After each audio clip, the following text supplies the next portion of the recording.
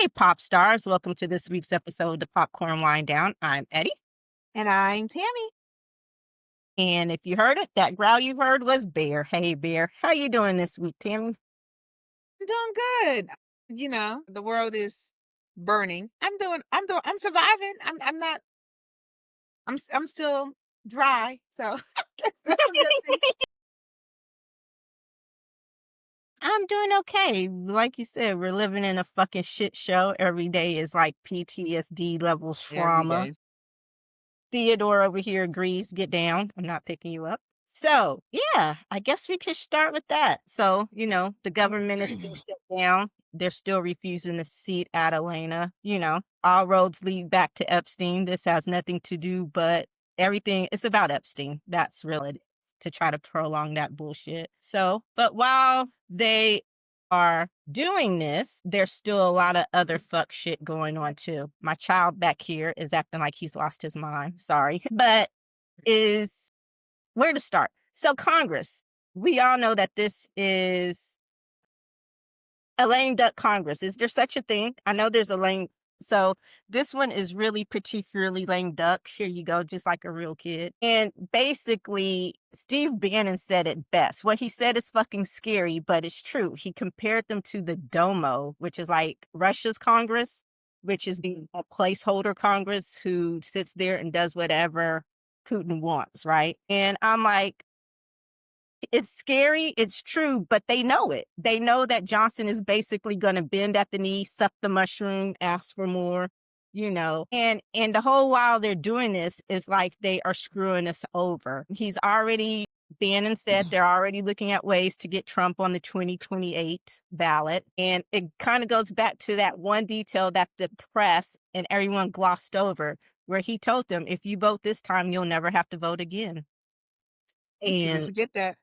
and then his boy, I guess the shadow president, the real president, is out there saying that, hey, he has plenary powers, basically Trump or Miller, because Miller's like, well, if I decide to send the federal guard into somewhere, like, okay, so we basically now know for sure you're the one calling the shots.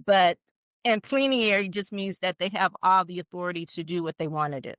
Yeah, absolutely. Absolute authority. So it's just like, and the whole while the government is shut down. You got military families in food soup kitchen lines. You got a $40 billion bailout now to Argentina, which isn't going to Argentina. One of Besant's buddies, hedge fund buddies, bet his ass on an Argentinian economy turning around, and it has not turned around. And so he was going to lose his shirt. So we bought up a whole bunch of Argentinian debt. And my question is, the money's not going to the government. I think it's going to his friend's hedge fund. But now we have all this Argentinian debt that they just got a loan from the IMF. So if that couldn't bail them out, why the fuck are we bailing them out? I was talking to my mom the other day, and I got like real emotional, right? Because a lot of times people think when you criticize people in America, they think when you criticize the government, that is showing that you don't love your country. And I always have to say that I love my country so much that I'm willing to criticize it because I know what it can be. And I know we're better than this, right? Like, I know we have some evil, racist individuals in this country. Like, I get it, like, based on our history. But you know what the country could be if we would just allow ourselves to progress naturally, right? Natural progression of the United States, we wouldn't be in this position right now if there wasn't a small group, because I think it's not as large as we think it is, or as people, the general public, think it is, if they wasn't fighting so hard against it because of the fact that they know it'll put them officially in the minority, because there are more people against them than there are people for them. But I was telling my mom, I was just like, I love my country so much. Like, I know there's other people you like, be like, where else would you want to be born? And I'd be like, I wouldn't want to be born in any other country. Like, that's just my mindset. But it doesn't take away from the fact that my country is fucked. Like, it doesn't take away from the fact that we are in a dictatorship and that there are too many people still in this country that believe that we are too large and too powerful to fail, not understanding where we originally got that power from. The methods that are being used is how we got the power. Like, but we used it against other people. We use it against non-citizens. And now those same methods that were used against non-citizens is being used against citizens. And it's crazy on how people don't recognize it's the same thing. Because if it was any other country and we were seeing this, would we not notice this as a dictatorship? Would we not notice this as fascism? Okay. Would we really be sitting here being like, no, this isn't fascism? Like, like, it's never going to happen. Like, yeah, like we only got 4 more years of this. No, this is not a 4 year thing. Like, we're stuck. We're stuck. Like this is our life. And it's just, can you survive it? That's what I feel the question is. Are we going to survive this? When it happens, it is happening. Are we going to survive this? Thank you. And it's funny you should say that because Rachel Maddow did her opening not this week, but the past week was it's here. There's no more saying that All right. this has to happen in order for us to be considered a fascist country. No, we're here. We're in the throes of it. This is what it's like.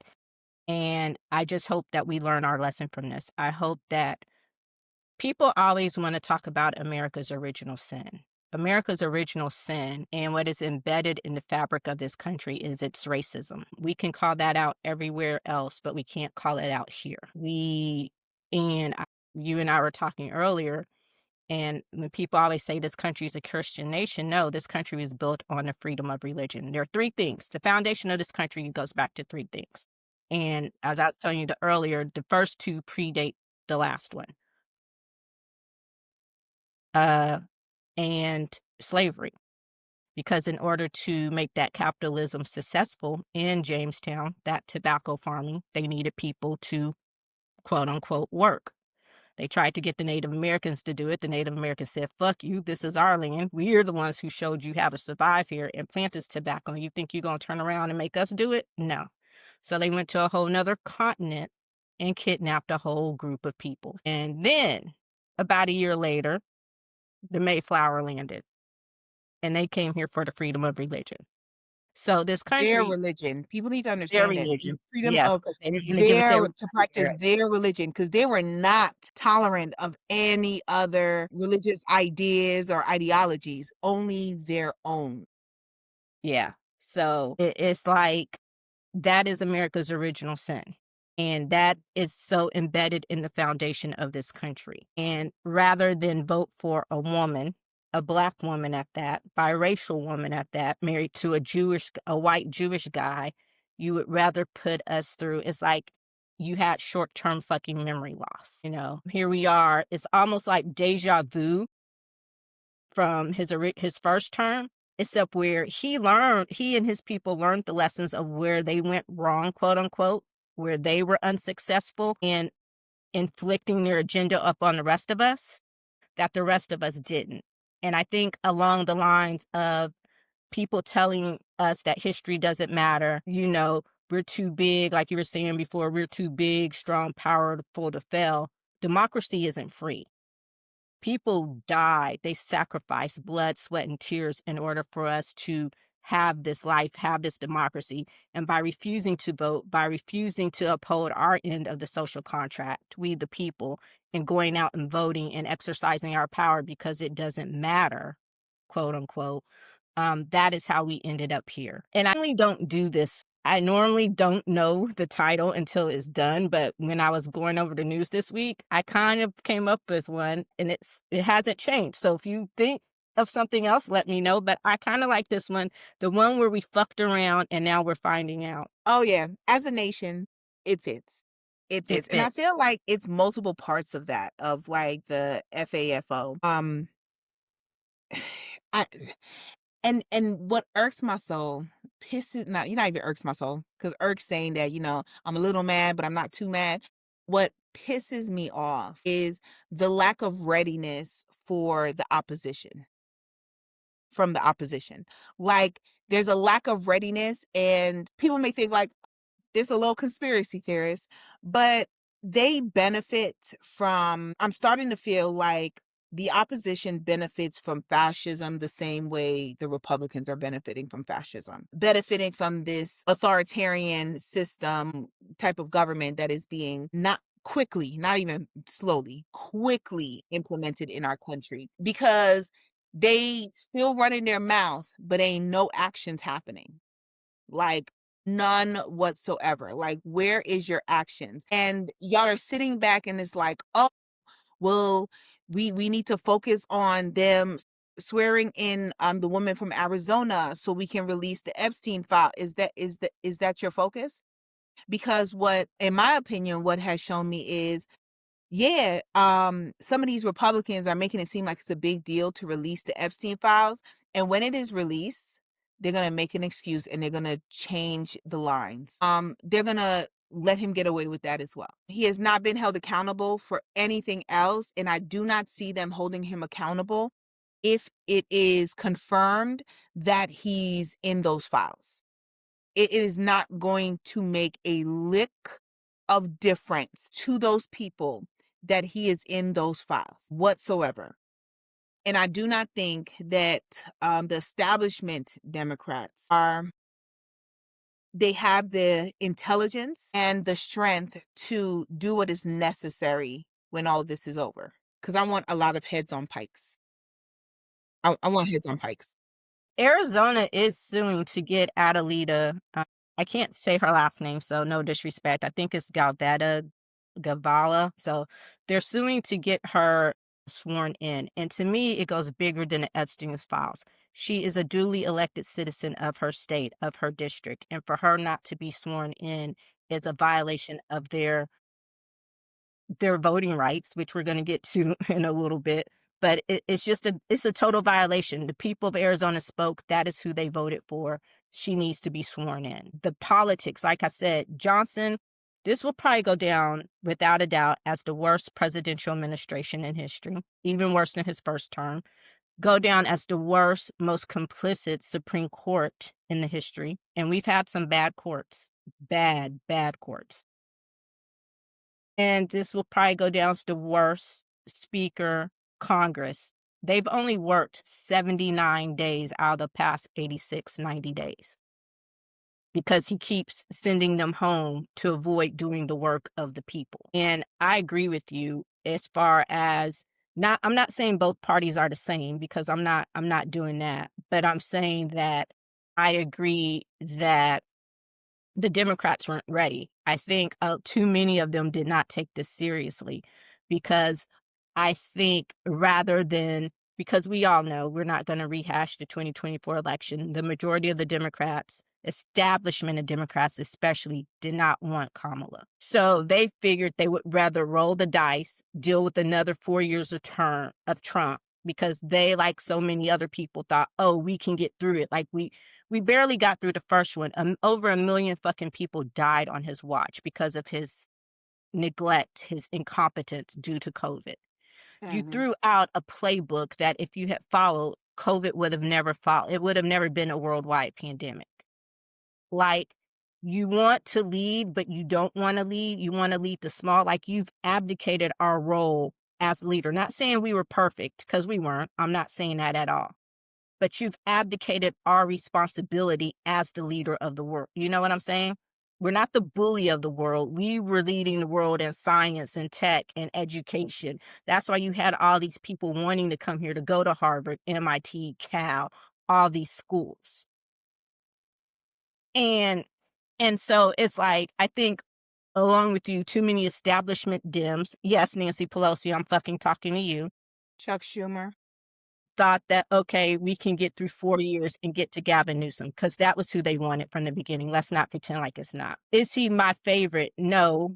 But do I think that, as I called him before, Dollar Tree Fitz has what it takes? Do I think he has the cojones to do what will need to be done when this is finally over? When this is over, the United States is going to have to do what they have been long to do since the Civil War. They're going to have to fucking hold people accountable. Not flunkies, not lackeys, not the person who was just taking orders. They're going to have to go after Miller. I don't know if they can legally get through Trump because of the Supreme Court, but again, one of the first things you got to do is expand this fucking court. They had to do Pam Bondi, Caroline Levitt, All of it. Marco Rubio, All of them. Christy Nome, Stephen Miller, all of them. Every single one of them. That's it. I'm not talking about people who in the Justice Department were fucking taking orders from their bosses. You got to go after Kash Patel, Bonajin. You've got to go after them. And we've never wanted to do that. From Watergate, we got the scapegoat. Agnew was the scapegoat. That's great. Okay, let Nixon go. He learned it. No, you know. So there's going to have to be a lot to just rebuild this democracy. A lot to be done. I'm with you. I need people who are willing to do it. Schumer and Rappin Hakeem are not the ones to do this. And there was talk about primarying Hakeem. Sorry. There was talk about primarying Hakeem. And I was like, before, a couple of years ago, I would have been like, how dare you? But now I'm like, bring it. Like, who do you have? You know, because we need fighters. Like, this gentleman's politics is dead. We need is not just Hakeem Jeffries, because I know they're the face of it. They're the face of because I say this all the time. It's the others too. It's the my ones that people. sit back and let them take the flack, but It's continue to vote. all of the establishment Veterans. Democrats. There are way more establishment Democrats that really don't have their name out there, but every single thing that Nancy Pelosi, Chuck Schumer put out there, they're in full support of it. It is the way that instead of putting oh my God, I forgot what the committee was. But instead of voting in AOC, who had the passion as well as the knowledge to be the head of, I forgot what committee it was.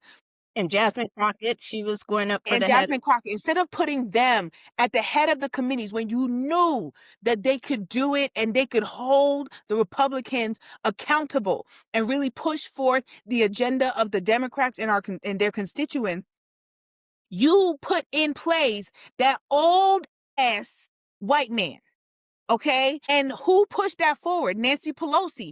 But the only way she could push that forward if it wasn't for the fact that that other establishment Democrat was willing to be put in that place. The fact that there are other Democrats in the House that fall in line. I understand you have a lot of power, but like you said, y'all need to do what you didn't do after the Civil War. And that is the reason why I don't care what nobody says. When you are a history buff, when you know your history, when you can focus on what has actually happened and how we have failed as a nation, you have to understand that our failures, right?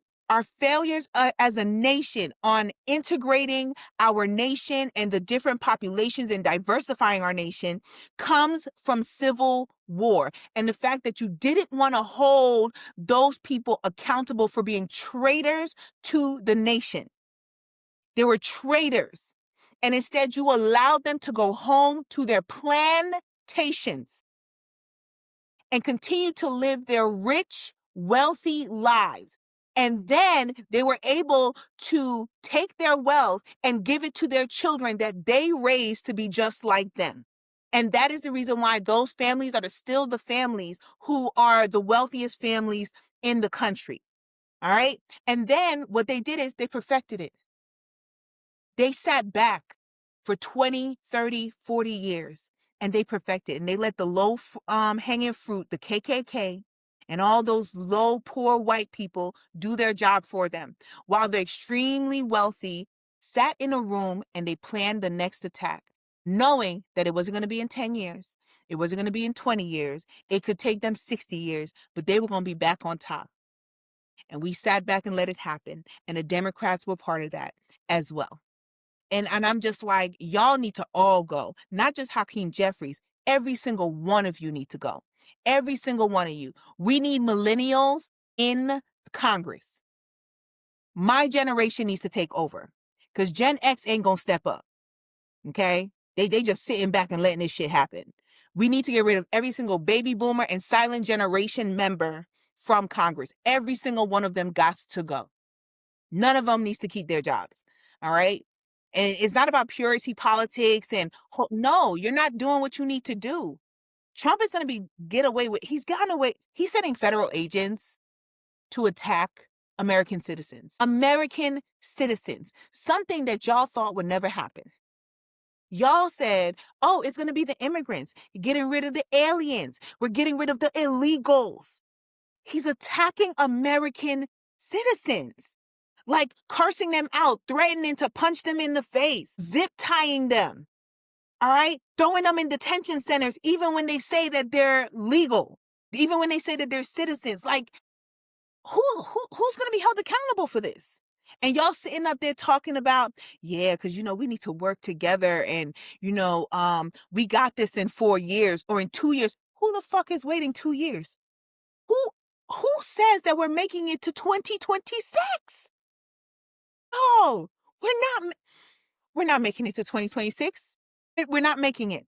Okay? Who says we're making it to 2028? I had to tell people, I said, y'all, this is our life now. 28 election? Him going, that man's dying in office. Okay? I'm saying it now. And you said it before. Like, I remember when you first mentioned the fact of like, if he's elected, we're never having another election. And I was just like, I was one of those. I was just like, what? Like, no. I'm sorry, Eddie, that I didn't believe you. Because we're not. We're fully like we are fucked. We are fucked. And it's like there's so much to unpack there. Yeah. So bit by bit. So the bailout, Argentina. Again, Where you are mama bailing at? out Are you the our farmers' biggest competition. Now, someone told me this. My lack of empathy does not mean joy. I have very little empathy or sympathy for the majority of these farmers because they all fucking voted for this. This is what you voted for. Let's keep it a buck. FAFO? But like you said, as an American, someone who loves my country, how on the other side of that coin, how fucking dare you bankrupt American citizens purposely, bail out their competition so that they can undercut them to their biggest buyer? What the fuck kind of sense does that make? So on one hand, it's like karma, but on the other hand, the bigger picture is what happened to fucking America first? You're purposely bankrupting farmers. And let's keep it a buck. We have a Department of Agriculture. Why? Because agriculture is a big fucking business. They went from selling what, $20 billion plus worth of soybeans a year to China to selling nothing. So, and one farmer who not think was part of the MAGA farmer, let's vote for Trump, he said, fuck this handout that they want to give them, this, because they know it's bad press, so they've been talking about giving them some type of Band-Aid. He said it's a fucking Band-Aid. It's not going to do anything. It's not going to stop the bleeding. This is not, I want my business back. I want you to, and I'm like, but the majority of your pals, y'all voted for this. And people keep saying it. Only in fucking America can you get fucking billionaires to tell other poor people that poor people are your problems, that your neighbors or people who are in the same fucking boat as you, they're the fucking problem. They're the one that put you in a position that you're in. Yeah. And so it's like you thinking that, and again, it's like I, for a lot of reasons, I'm not going to say I've never voted for a Republican because I have. But that was way before this iteration of the party, right? And I was okay, and I was comfortable. I was okay with my vote for that particular person.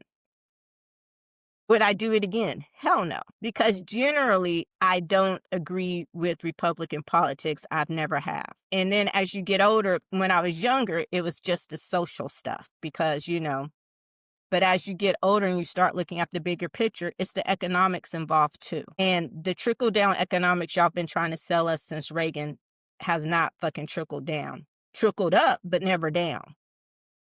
And it's like, do y'all not pay attention and see, Like, really get off of Fox News, get your head out of your asses, stop and really just open your eyes and see that when the economy and everything does better, it's under Democrats. When you are thriving, it's under Democrats. Farmers got mad because black farmers got the reparations that they had been owed for years. But you act like you didn't get anything out of that either. That was the story, but they're not the only ones who got anything from that. You know what I'm saying? So, oh, God forbid that a black woman, a black man, a woman, a white woman, a Latino man, an Asian man, a minority has the opportunity to interview for a job that all other 98 positions are filled by people who look like you, white men. But those two positions that might go to someone who doesn't look like you, that's really affecting you, you know. And so while he's out here bailing out Argentina to the tune of $40 billion, which is doubled from the original 20 billion, we got a whole fucking village in Australia floating in the fucking Bering Sea. So it's either going to go one of two places, into the Pacific or straight into Russia. And you've done nothing about it.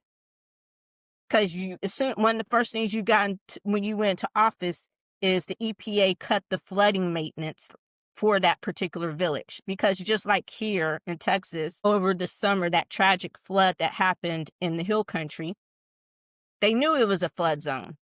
But because you cut all the weather people, all the money for flooding protection, they were caught completely unaware. So it's just like, again, we've had history. There was nothing about his first term that told us this man was ever going to be a good fucking president, to care for the people. The only thing he cares about is him and his people making money. And we won't talk about how much money. When he says he's brought in trillions of dollars, yeah, on the face of it, on paper, he's probably brought in hundreds of billions or trillions of dollars to him and his people, but nothing for the American people. So I don't get it.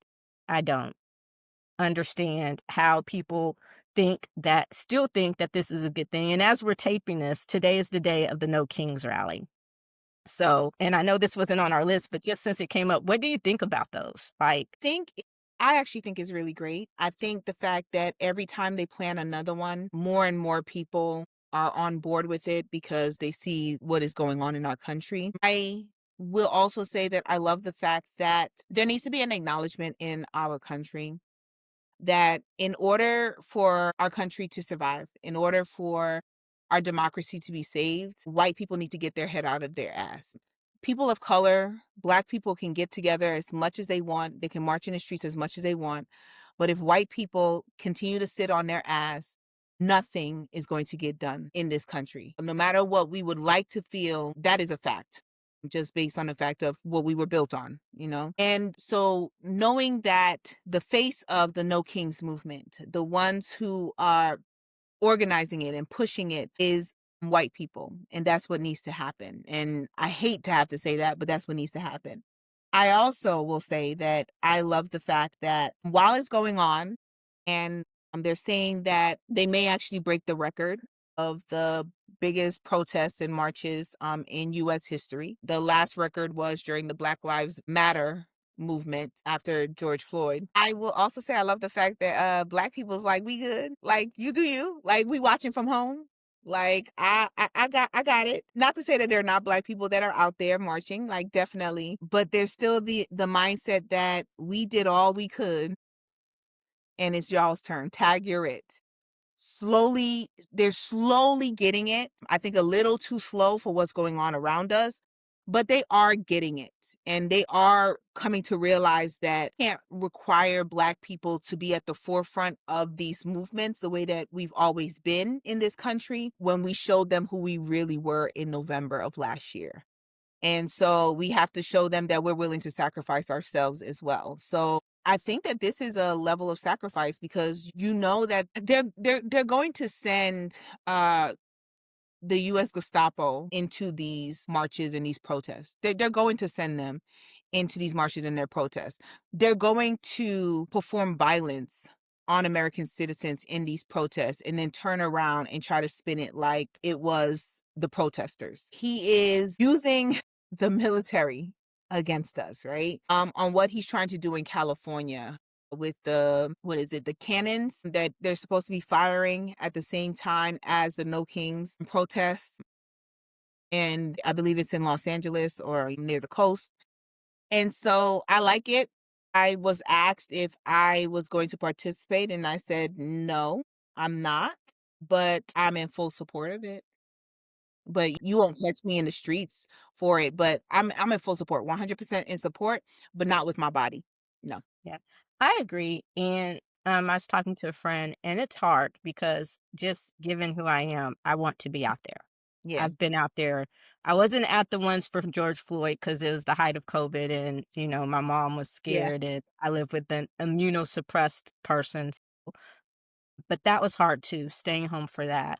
I did go out for the initial immigration protest when they were locking the kids in the cages and all of that. So it it it's hard on one hand to just stay home because I want to do something. I feel like I need to be doing more. But I'm doing, but I agree. I think that it has to be white people. Also, if there were a bunch of us out there, they would not hesitate to, because now what they're doing, we know that, like you said, they've already said that the Proud Boys and that they're going to be doing things to incite. There are going to be those actors out there to incite, those incitement actors to Yeah. incite the violence and all of that, and they've been warned, and so the organizers and everyone's been telling them, "Be careful, don't fall for the okey doke." But if we were out there, it makes it so much easier to spin that, "Oh, they were violent, and the violence begets Mhm. the violence," that it would be our fault. So that's also another reason why I think it's good that we kind of fell back because for so many reasons. Either we're on the front line using our bodies, making that ultimate sacrifice, or we've been used as the scapegoat, the reasons for the violence. Because most protests are not violent until the police or the authorities step in and Right. make it so. So you know, and I'm in agreement. I have mixed feelings about Ezra 11, but at least people are doing something and they're doing it and this is the second one they've had. And like I said, despite what the media shows you, people have been protesting everywhere in places where you would not expect on a daily basis. So Mhm. I think that, and this is a perfect segue, the media has really also abdicated its responsibility. Freedom of the press, that's gone. Yes, and with all these media companies now being owned by the same people, I think especially Paramount and CBS, and what they did in officially naming Barry Weiss as the editor of CBS News, the head of the CBS News branch, I think is a disgrace. She's nothing more but a glorified version of us, you know? Glorified podcaster who wrote editorials for the New York Times, which were always trashed. She's not a real reporter, never has been. And the people at CBS News are already saying that it's a shit show. And I think this is basically because he wanted to clamp down on 60 Minutes. Mhm. Also, I think that Larry Ellison being one of the ones to buy TikTok when that goes through, his son, let's just face it, he probably owns Paramount through his son, whatever. That is going to be TikTok is going to go the way of Twitter. Sorry for you TikTok users, but it's going to happen. It is. And it kinda goes back to I remember our last episode where I said I was proud for Hip Hop and Hakeem and Chucky for actually doing their jobs, and I was like, "That comes out the wrong way, but you got what I meant." So, I think the press had a broke clock moment. We mentioned it before where Hegseth wanted them to sign this thing saying that they could only report What what he the allowed. Defense Department told them to report, nothing else. They had very limited access, blah, blah, blah. Well, surprisingly, all of them said, "Fuck you," except for OAN. Even and here's the surprise, I was surprised that, given the changes, CBS, no. Um, so NPR, Reuters, AP, the ones you could still call independent said no. The quote unquote mainstream said no, but Mhm. Fox And Newsmax also said no. I was like, "What the fuck?" So it kind of goes to like, is it a catch-22? Are they getting what they wanted and getting the press out of the building? And I hope they don't think that means that's going to solve anything, because now you're going to have more leaks. I'm just saying. Mhm. Then and now it's set up to become the state news. And also, one of the things I think has been underreported, this is two things, but I just thought about it as we were talking about the no elections. Quiet as it's kept, Dominion voting machines Yes. sold to one of his cronies. And I'm like, why the it goes back to, what did I say? One of our original sins is capitalism. You just got this 80, damn near $100 million judgment from Fox because of their defamation of you. They Mhm. quietly settled all the other suits with all the other people, Rudy and all of them, to sell. And that was part of the thing. That was part of the contract to be sold to a crony of Trump's, who's already said he's going to follow Trump's. So it's like, we are cooked, because you can't even Like trust our the voting elections. apparatus now. Yeah. But again, this story, just like the Alaskan story, were wholly underreported. So it's like, on one hand, you stand up to the bully, but you're still kowtowing to the bully. So one doesn't outweigh the other. And the Dominion voting thing is so fucking scary because, it kind of brings up scandal. Past is prologue, truth, fiction is Yeah. fact, you know? So it's just like, because, my conspiracy is they cheated in this election too. But, so it's just like, Yeah. No, like I agree with what you said, and I think that I go back to what I said before, that we are very reactionary as a society, and they bet on that. They bet on the fact that we react to things rather than we're not proactive to it. And so people not recognizing that Republicans will lose 9 times in a row. And every single time that they lose, they learn about another mistake that they make and they perfect it for the next time until that 10th time comes up and they have corrected all of their mistakes in order to reach their goal. And they did that. And it took them not 10 years, it took them over 30 years to get to this point. And they patiently waited and they lost a lot. And they learned every single time that they lost. They learned from their mistakes and they perfected it and they moved forward. And they had little gains here and there, and then they would lose again. And then they would watch themselves and be like, okay, bet. And I think the catalyst is 2008 when Barack Obama was elected. And when Barack Obama was elected, and they realized how far in progress the country had come to elect a Black man. Doesn't matter that he's biracial. He's a Black man. To be in the highest office, to be the most powerful man in the world. And then to think, over 8 years, Barack Obama showed them what we have known through our entire existence, that we are better than you, that we are more intelligent, that the creations, the creativity of society comes from us. And y'all bring destruction. That's what you bring. You bring destruction. And you think destroying and then feeding off of the ruins is winning. And so here comes a very intelligent man, educated at one of the top universities in the world, from considering himself to be from a Black city of Chicago, Illinois, elected twice. Okay. Not to say, and people can say, don't agree with everything Obama did. That's fine. But he was an extremely intelligent man, very intelligent man, very successful president. All right. And no matter what people say, one of the best presidents we've had in the history of the United States. Love him or hate him. And when I tell you those 8 years, they sat in that room and they figured it out. And that's how we got Trump. Yeah, they had to they he They forced figured them out how to focus on race. they had to fast track their plan because they were like, "That is It brought up never they're scared. Yeah, they were that's never scared gonna when happen Obama got again." they never thought it would happen. Like, they really didn't. Like, they were like, "Over McCain? A military veteran? McCain? A POW? And by Nah, he ain't gonna win that." And he did. He did. He won. And everybody looked and said, yeah, we've grown. Like, we have progressed as a nation. We are the leaders that we always claimed to be because look at what we did.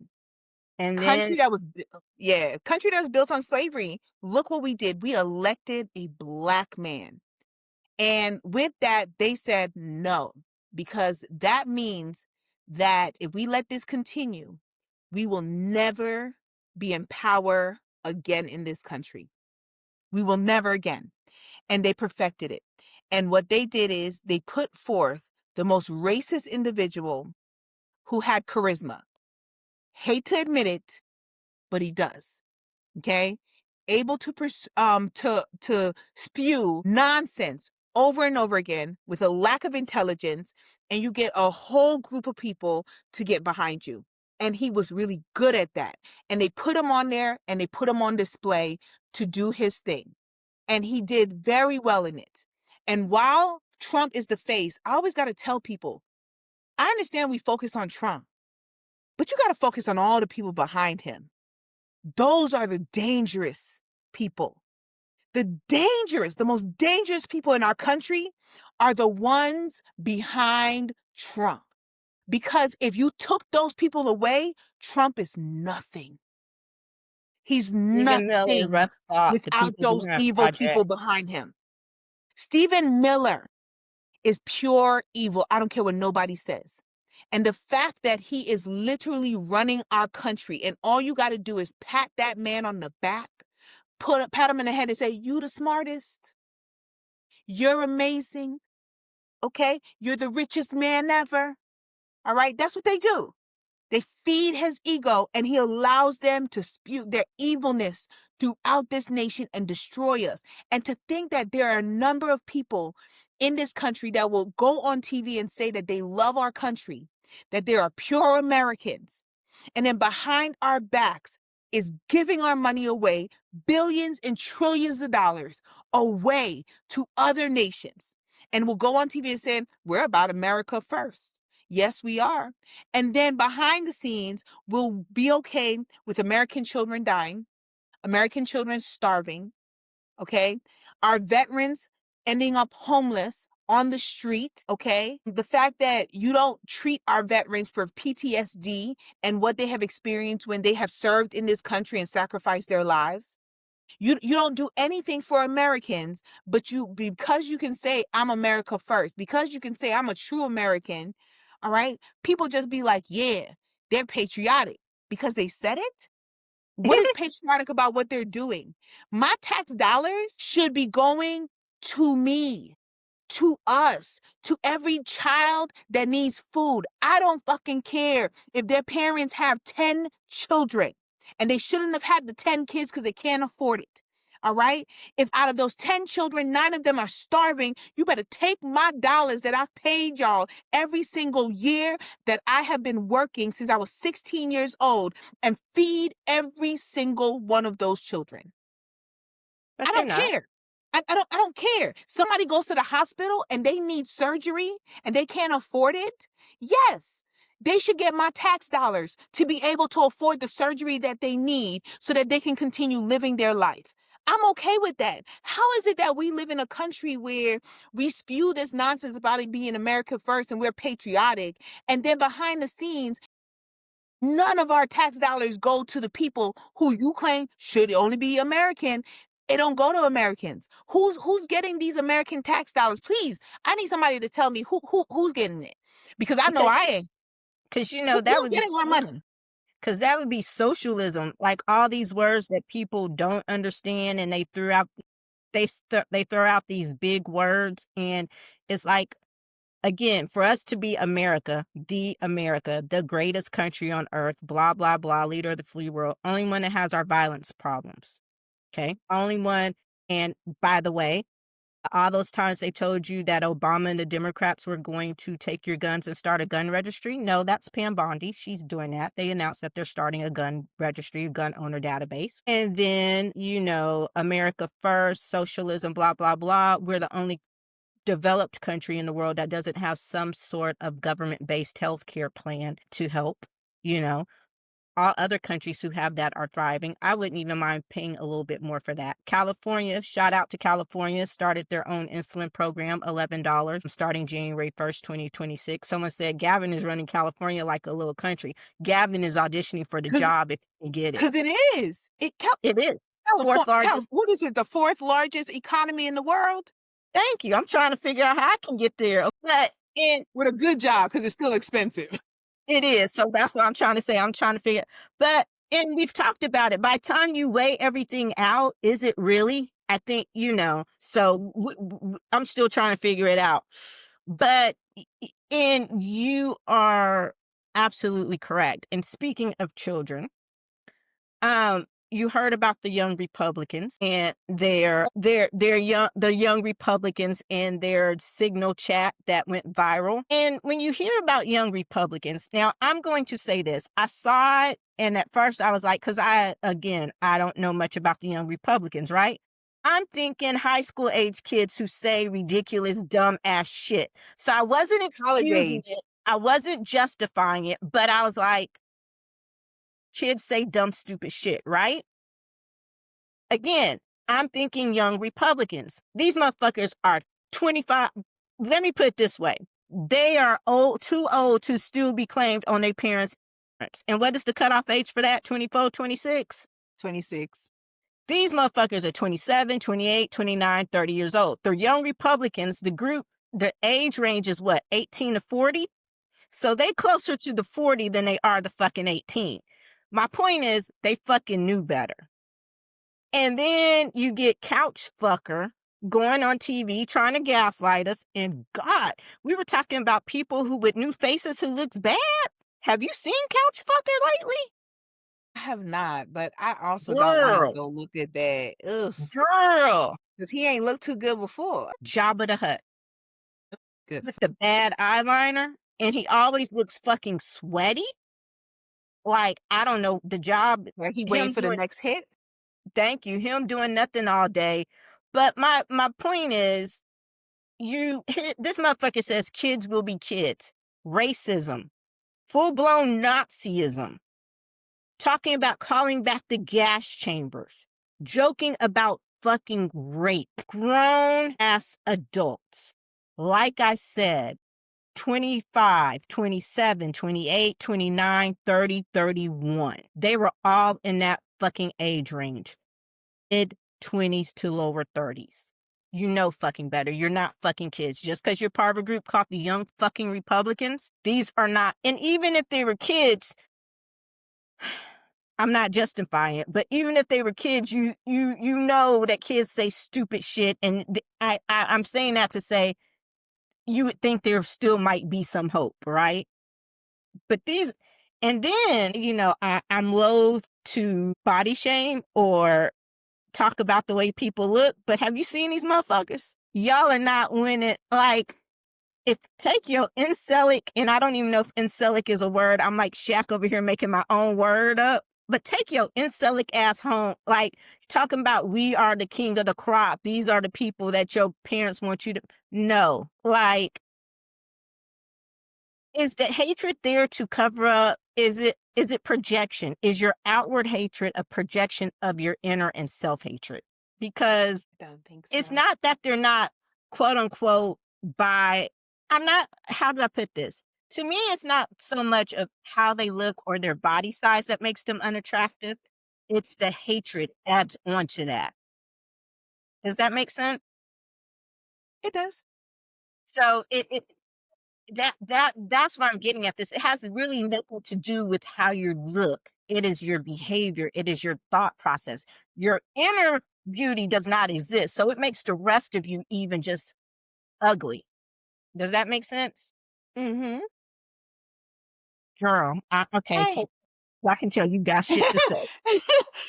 Okay, so one thing, and I've always said this, you know, we've gone back and forth on this. I don't excuse racist, homophobic, sexist, misogynistic, Islamophobic behavior because of your age. I don't. I think in the globalized world that we live in, a 10-year-old, an 11-year-old, a 15-year-old, a 17-year-old knows better. I agree. And the reason why you know that they know better is because there are millions of 10-year-olds, 11-year-olds, 15-year-olds, and 18-year-olds who would never. So they know better. And it's a choice that you make. So if they were actually high schoolers, I would not excuse them. And I hate when people excuse bad behavior by teenagers because of their age, like they all do it when they don't. Like majority of them do it when majority of them do not. Okay. And so, I mean, I knew who the Young Republicans were because on the college campus that I worked at, there was a Young Republicans organization on the campus. So I knew there were at least college age. I didn't realize that they went all the way up to the age of 40. But I did know that there were a college age group that were on college campuses. And so seeing it and knowing that the vice president kept saying, these are kids, and how can you destroy your lives? And I'm going to kind of go to a story from like maybe over 10 years ago and I'll bring it back. When I was like in my, I want to say like maybe mid 20s, there was this young girl. She was 16 years old and she went to a party and there was a lot of drinking at the party. And so what happens is she goes to the party with her friends and her friends leave her there. She gets really drunk.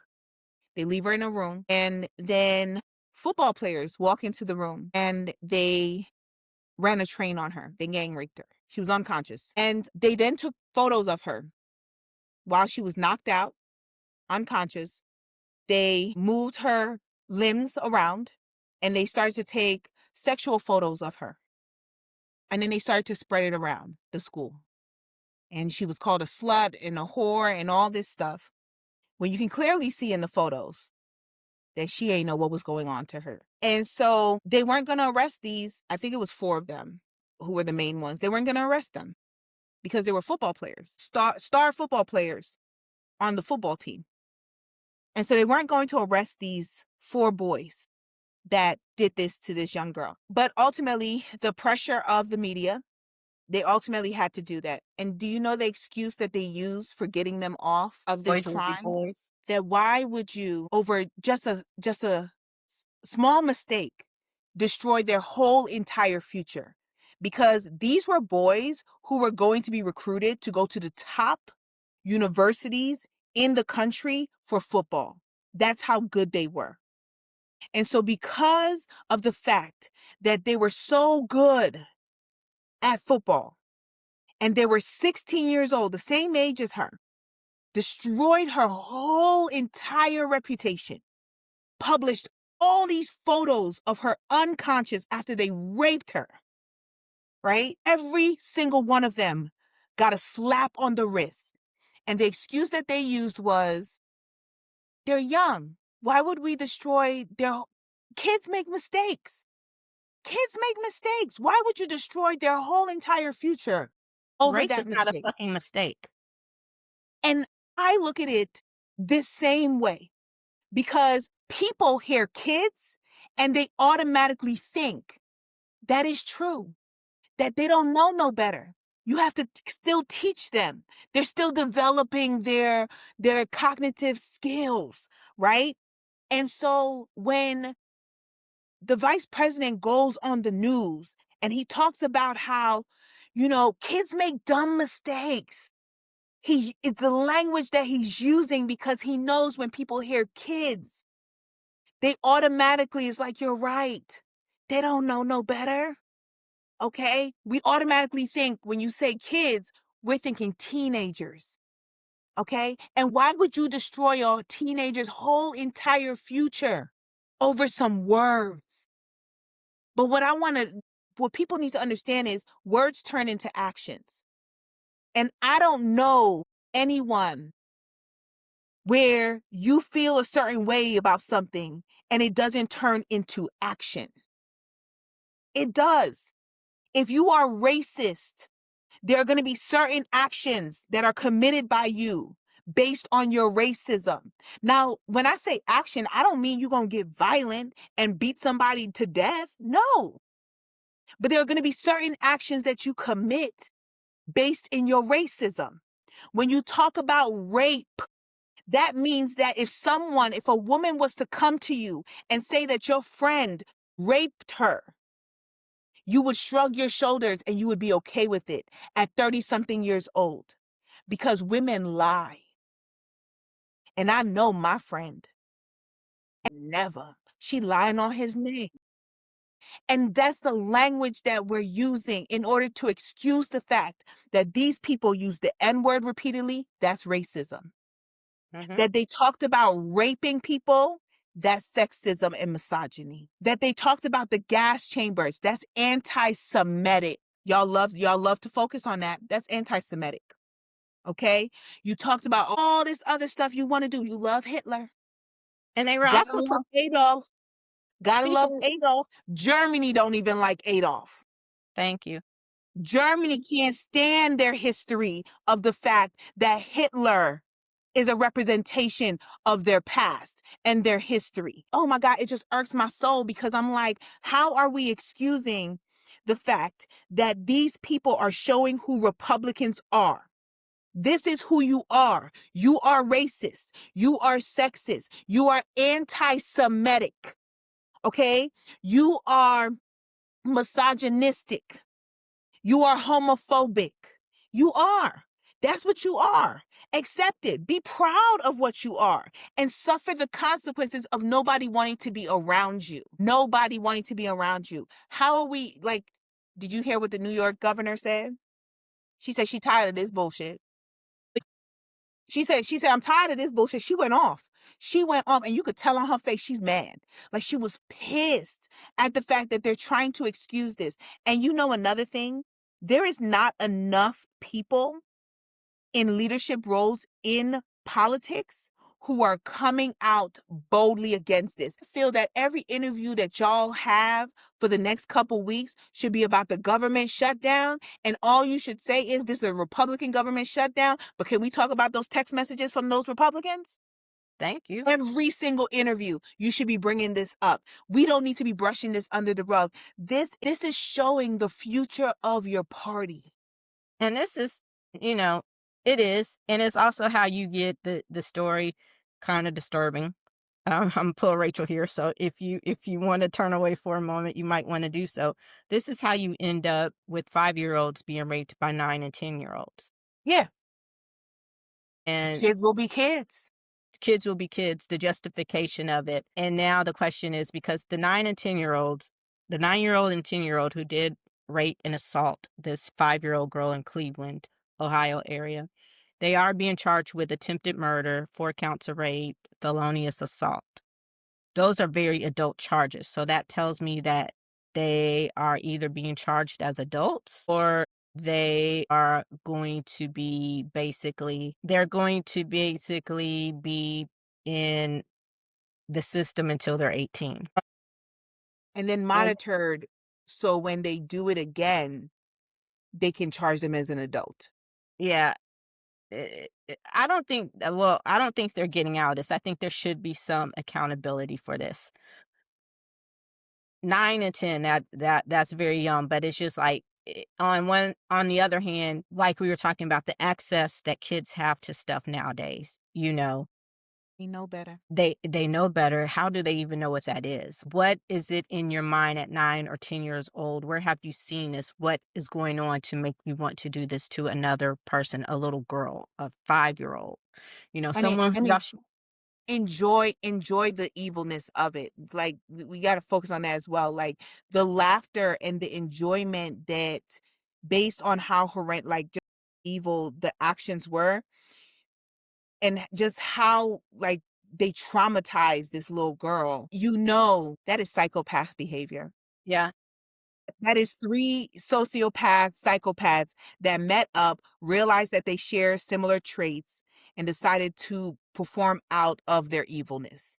Evil And doesn't have an age limit. I'm just it gonna does put that out. not. And to justify, and this is a case where that excuse, but they're children, but you have to look at the heinousness of what they did, and if you let it go, I'm not saying they don't need help because obviously they do.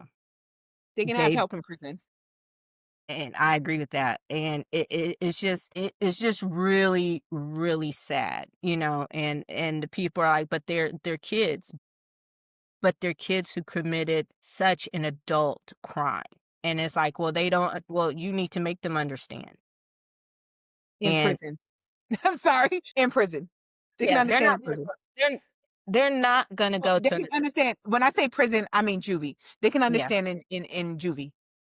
And That's where they can understand. yeah, it's just that story is particularly heinous, and just hearing that they're kids, it kinda I found out about that one today, and it made me think of this, and it's like, it's the same excuse, you know? And like I said Making those connect, yep. earlier, sometimes when we think of it from the lens of they are kids, and because they're kids they don't, but we live in such an advanced world, an advanced society, and I'm sorry, at 9 or 10 I was never thinking of anything, and I watched a lot of shit on TV, so you can't blame TV or whatever, or video games. Yeah. I never once had that idea or that thought. Even as a writer, someone who loves to write and my mind goes to these places, I am very loath to tell those types of stories. Or if I do, it's not for gratuitous value. It has to serve a purpose within the story. And so when I hear people justify that in kids, you think, okay, language we can talk about. We can talk about the right or wrong. If the 9-year or 10-year-olds had this signal chat, it would still be very fucking disturbing. But that would be something you can catch. Yes, exactly. Action is different. Action And is that's what I different. meant when I said earlier, we get in that mindset, we think of kids, right? So, Mhm. but this, keep thinking, but they're kids.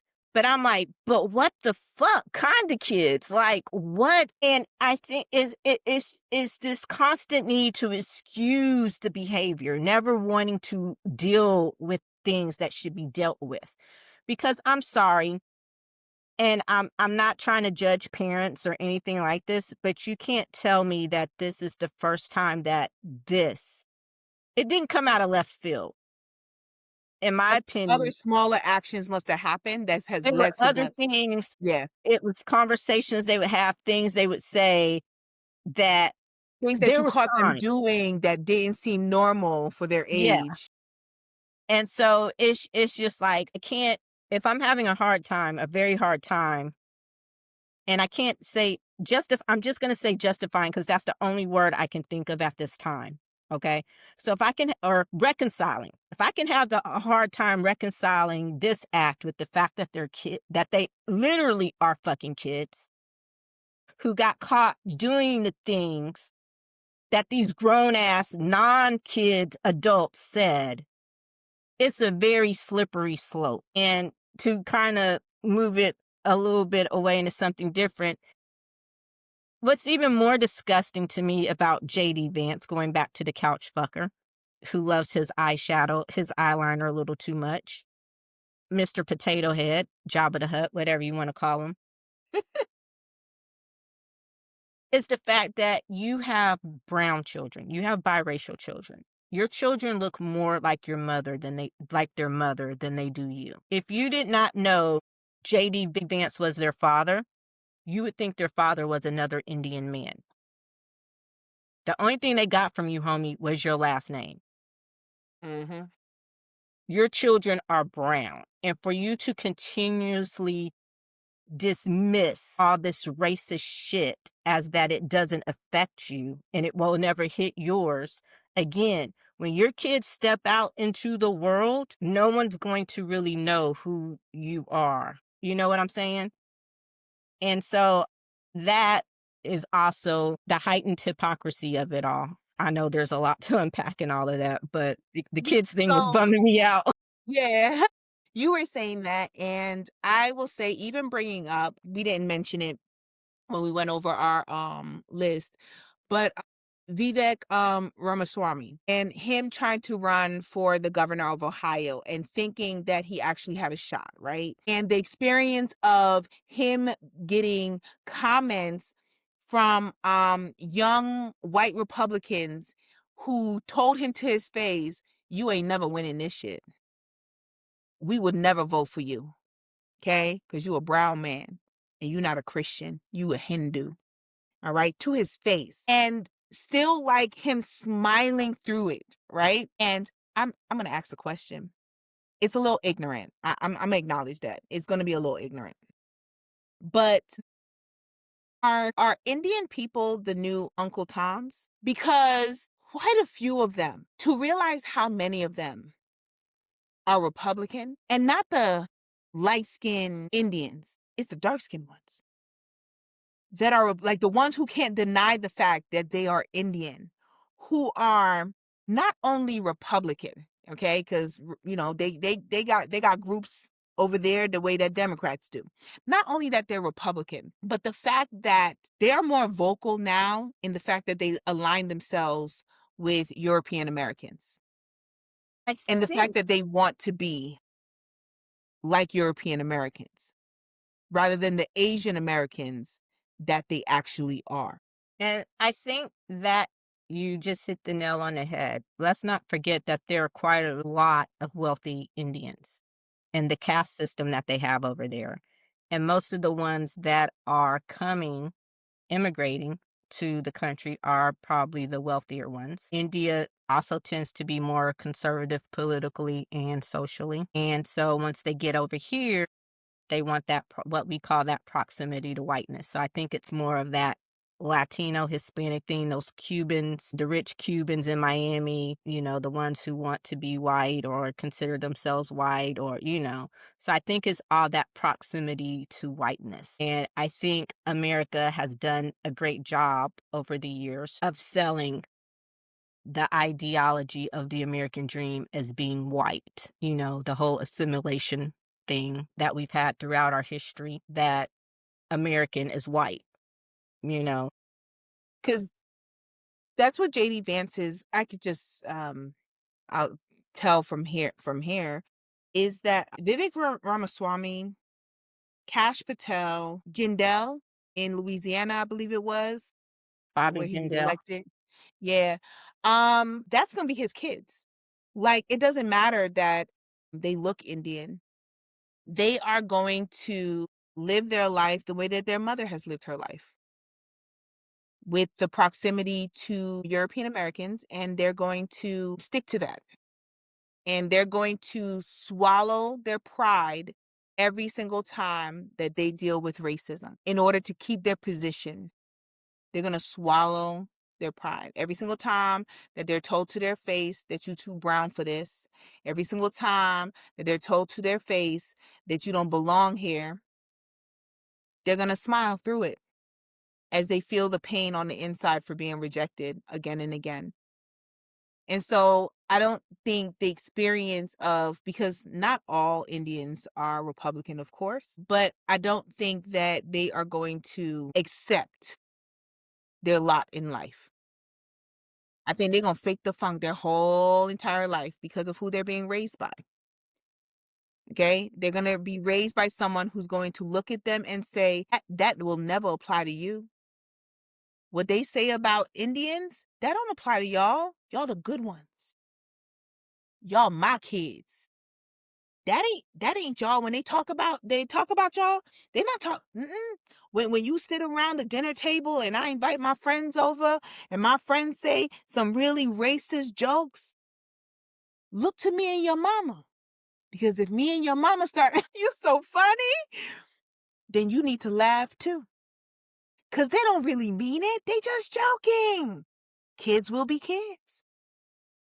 Yeah. So Moving on. okay. really quickly. So people are falling for this whole MTG rebrand, Marjorie Taylor Greene making sense. She's been having quite a few broke clock moments lately, and she's Because coming she in. has power. I think she finally got some politically savvy people on her team, and I think she's part of what you called earlier the purple revolution. I think she's trying to walk as close as she can to play both sides to the middle. Fuck her. Sorry, I go ahead. agree. I'm not falling for the My bad, my rebrand. bad. I'm not falling for the rebrand at all. But I think she's realizing the writing's on the wall, and they cannot hold Congress out forever. The government cannot stay shut down forever. And I think she kind of wants to be on the right side of, I don't know. I can't. I can't. It's just She don't fall for the, all I'm saying is don't fall for the okey doke. Don't fall. she's like the 3%er, Yeah. right? From the Purple Revolution. She's like the guy who he comes online and he talks about how need to unite and everything like that. But it's coded in the fact that he wants us to get behind him and his people, even though he wears a shirt that shows that he's a racist. Yeah. Right? So Proudly wears the shirt that says he's a racist, right? But we need to unite together. Why? I think that she's part of that, right? Where as soon as we unite in order to fight our common enemy, right? This idea of the enemy of my enemy is my friend, that don't fucking work no more. Okay? If you are the enemy of my enemy, you are also my enemy. Okay? I don't know who you is. Get out my face. Okay? And so I think that she will be the same way, as in she gonna come to our side for a minute. All right. And as soon as it gets back to good for her, she gonna go right back over to her side. You know who that remind me of?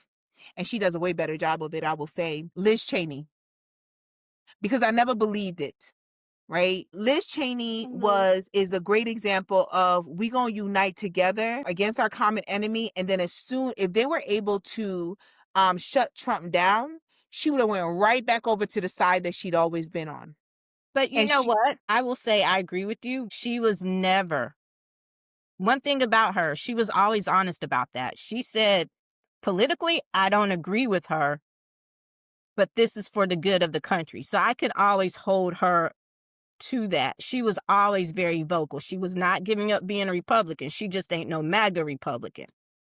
Well, yeah, but still promoting this idea of unity, right? Coming over to our side, her and Well, yeah, Kissinger, just to kind of show a unity from both sides. You know, that's what a real purple revolution would have looked like, right? But my thing is that, like, as soon as they would have shut him down, she would have went back over to the other side. And I understand, like, she said that, but it's the fact that people saw her supporting Harris and was like, I'd vote for her. What? you'd What? vote for this. What? No. When I had someone who said that to my face, and I said, for what? And they were like, because I really like her. And I said, oh, you Republican? And they were like, no. And I said, no, you got to be Republican, because when she's done, and because I said it was a common goal, was to shut that man down. And if they had achieved that goal, she'd have went right back over to her side. Because here's the thing, what people don't understand is Liz Cheney's goal was to run for president of the United States, something her father couldn't do. All right. That is her actual goal. And so coming over and supporting the Democrats and trying to shut that man down was to give her an opportunity to go back to regular politics. All right. Of her being able to run and possibly becoming the first Cheney to be president of the United States, because the furthest her father could get was VP. All You right. mean Because to he, be the first official president of the United States? yeah, And Because she so, almost yes. was the president. Well, he was like Stephen Miller, but ultimately, like, he could never get the position, right? He could never be identified as that. And so that's what I mean. Like, I don't mean that she automatically was going to start voting Democrat or anything. What I mean is that she would have went right back over to her side of the aisle as soon as she could. And so the same thing goes with Green. I feel that with Green, and she's not as smart as Cheney is, because one thing is, I will acknowledge the fact that Cheney is a very intelligent woman. I just don't agree with her politically. But with Green, that's her thing. She's just dumber. But that would be her mindset, is, okay, well, you know what? I'm right, because the country is going downhill. Like we need to come together and work this out and everything. And as soon as she got the one thing that she wants, which is power, because the only reason why Green is speaking this nonsense now is because she's losing power. She ain't got the power that she had. Ain't nobody talking about her the way that they used to talk about her. All right. And so the fact that nobody's talking about her the way that they used to, she ain't one of those MAGA Republicans that she used to be. Okay, because they even go when they're too extreme for Green, you know you've lost the plot. You know you lost the plot because you too MAGA for Green. Like that's crazy work. And so as soon as she gets what she wants, what is she gonna do? She gonna go right back to the nonsense that she was at in the first place. So you don't get no support. I refuse to acknowledge the fact that you making sense. I don't believe it. I don't believe Thank it. you. I think you still stupid. I'm speaking to And you. You still stupid. we're probably gonna be war criminals soon. They're still We are. cosplaying Miami Vice out in the Caribbean Sea, and they blowing up any boat that moves. And so the big one, the first ones they blew up, and they were so excited because they got all them drug dealers. It turned out to be just regular rich Colombian citizens on their yacht. Colombia Mhm. is filing charges in the IC. So he's gonna join his boy BB as a fucking war criminal. And recently, they killed some Trinidadians who had nothing to do with the drug game out of Venezuela. So I wonder what happened between him and the Venezuelan president. They're both pieces of shit. But you alluded to it earlier. ICE and the military are still marching through cities. He has a hard one for Chicago, and someone brought it up the other day saying, do you think it's because Chicago is Obama's home city? And I'm like, well, damn. And it just goes to show that And Obama's it's run by a black man. It's run by an intelligent black man and a white man who's not bowing down to you, who's richer than because you. he's rich enough that he could tell you no. Yeah. So Portland sued, oh my God, the naked bike ride in Portland. Girl, Portland was trolling his ass. Portland wasn't under siege. Portland is just fucking weird, okay? I didn't Always. really Always. they living in Texas, they say That's keep hippie Austin. capital. That's hippie capital. Thank you. They say keep Austin weird. So we're used to Austin weird. I wasn't quite used to Portland weird. And so, yeah, you might want to leave them crazy motherfuckers in Portland alone. A judge ruled that, he can't send the National Guard there. Chicago, Illinois, they're suing. And that kind of brings me to speaking of suing, and we talked about it earlier. One of the reasons why I don't think that 2026 or 2028 are going to turn out the way that we want them to. Although I'm kind of optimistic, I think all of this is going to backfire on the Republicans because I think they're underestimating just how mad people are. And I'm not talking about the MAGA Republicans that you keep interviewing to tell you how you're so great. You're always going to The have that other side. 20% of the people, whatever, 30%, which I think is still way too fucking high. But you've pissed off everyday Republicans. Even your Treasury Secretary, who is a sycophant and one of the authors of this bullshit, knows that your shit is fucking up the economy. The other day when the stock market tanked, someone insider trading made $2 billion off of crypto because just some bullshit. But what I'm getting to, that all leads me back to the big case, one of the big cases the Supreme Court heard, which they keep trying to put off. They originally heard this case, I think, last year, a couple years ago, and they asked for another round of oral arguments, which just came back. And it goes along with the whole gerrymandering thing and my bad, they don't want to call it gerrymandering, the redistricting.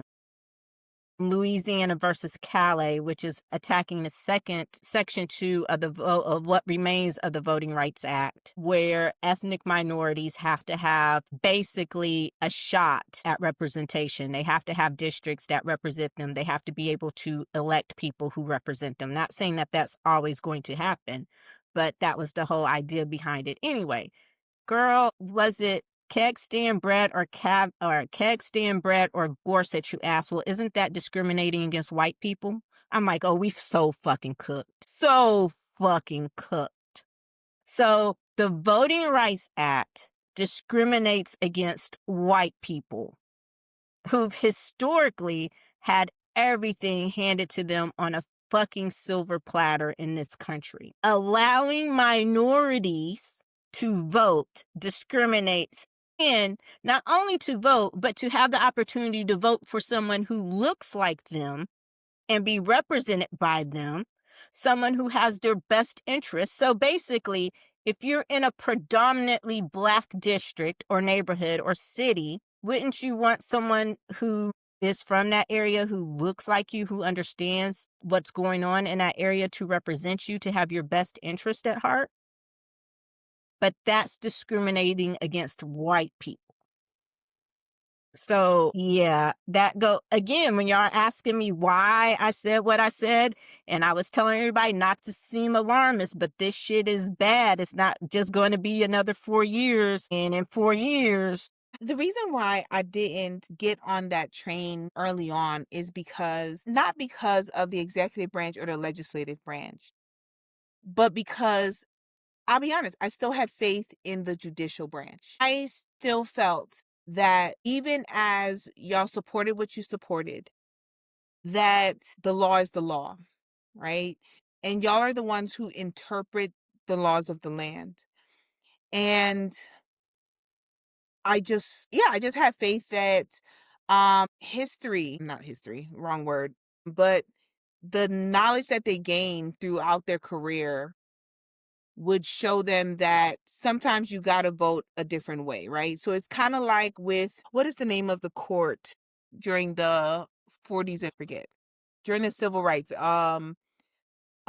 shutdown when it was Brown v. Board of Education. I forgot. It's going to come up to me after we're I done. forgot who was Chief Justice of that court.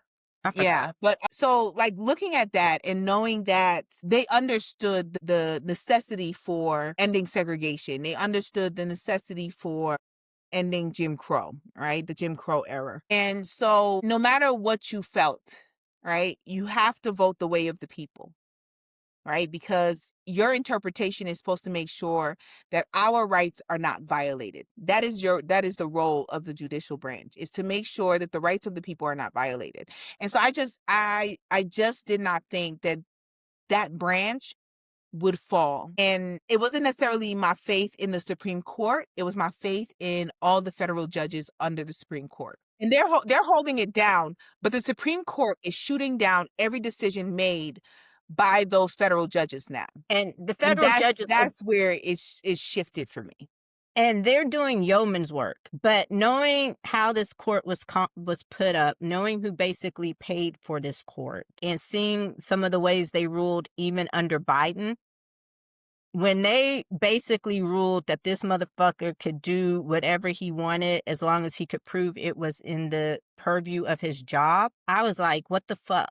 And they ruled that during Biden. Now, whether or not they did that to try to protect him from prosecution because they didn't think he would be reelected, I don't know. But that is still something that you actually ruled on. And the way they keep trying to kick shit or ignore shit and then kick it back down to the federal courts, but then low-key threatening the federal courts, like, how dare you try to overrule us? Like, fuck you. Y'all aren't kings either. And so I, like I said before, I knew when Biden was reluctant, people had too much faith in the system. When he was reluctant to make Expand the moves fucking court. to expand the court, I kind of knew we were cooked. And I would tell people it's not a political thing as much as it is a constitutional thing. I'm not looking for you to expand it. Just give the number of districts that we have. We have 13 federal districts. You should have 13 federal judges. But so I have little faith, no faith in this Roberts court, especially when Clarence Thomas, a man who's never said shit publicly for years since he'd been on the court, he'd always been a fucking disaster, but he was a low-key disaster, right? He would always say the most asinine shit in his rulings, but never would he say it out loud. He would go talk to his little closed door, whatever. But when this man is going on the record saying shit, it's like, how fucked are we? You know? And then it's like you're saying shit like precedent should be overturned, like Loving. Well, don't you realize that would fucking affect you too? But it would be for future marriages, not The marriages Voting to happen. Rights Act. I'm sorry. You're black. Harlan Crow can give you as much money in the world as he has. Harlan Crow can give you his whole fucking fortune. It won't change the fact that you're fucking black. He ain't that black though. You know, and it also won't change the fact that you're a black man married to a white fucking woman. So all this precedent and these civil rights things, they affect you too. So I'm just like, okay, whatever. And then they haven't said anything about him using the DOJ to go after his enemies. We talked about Comey the last time.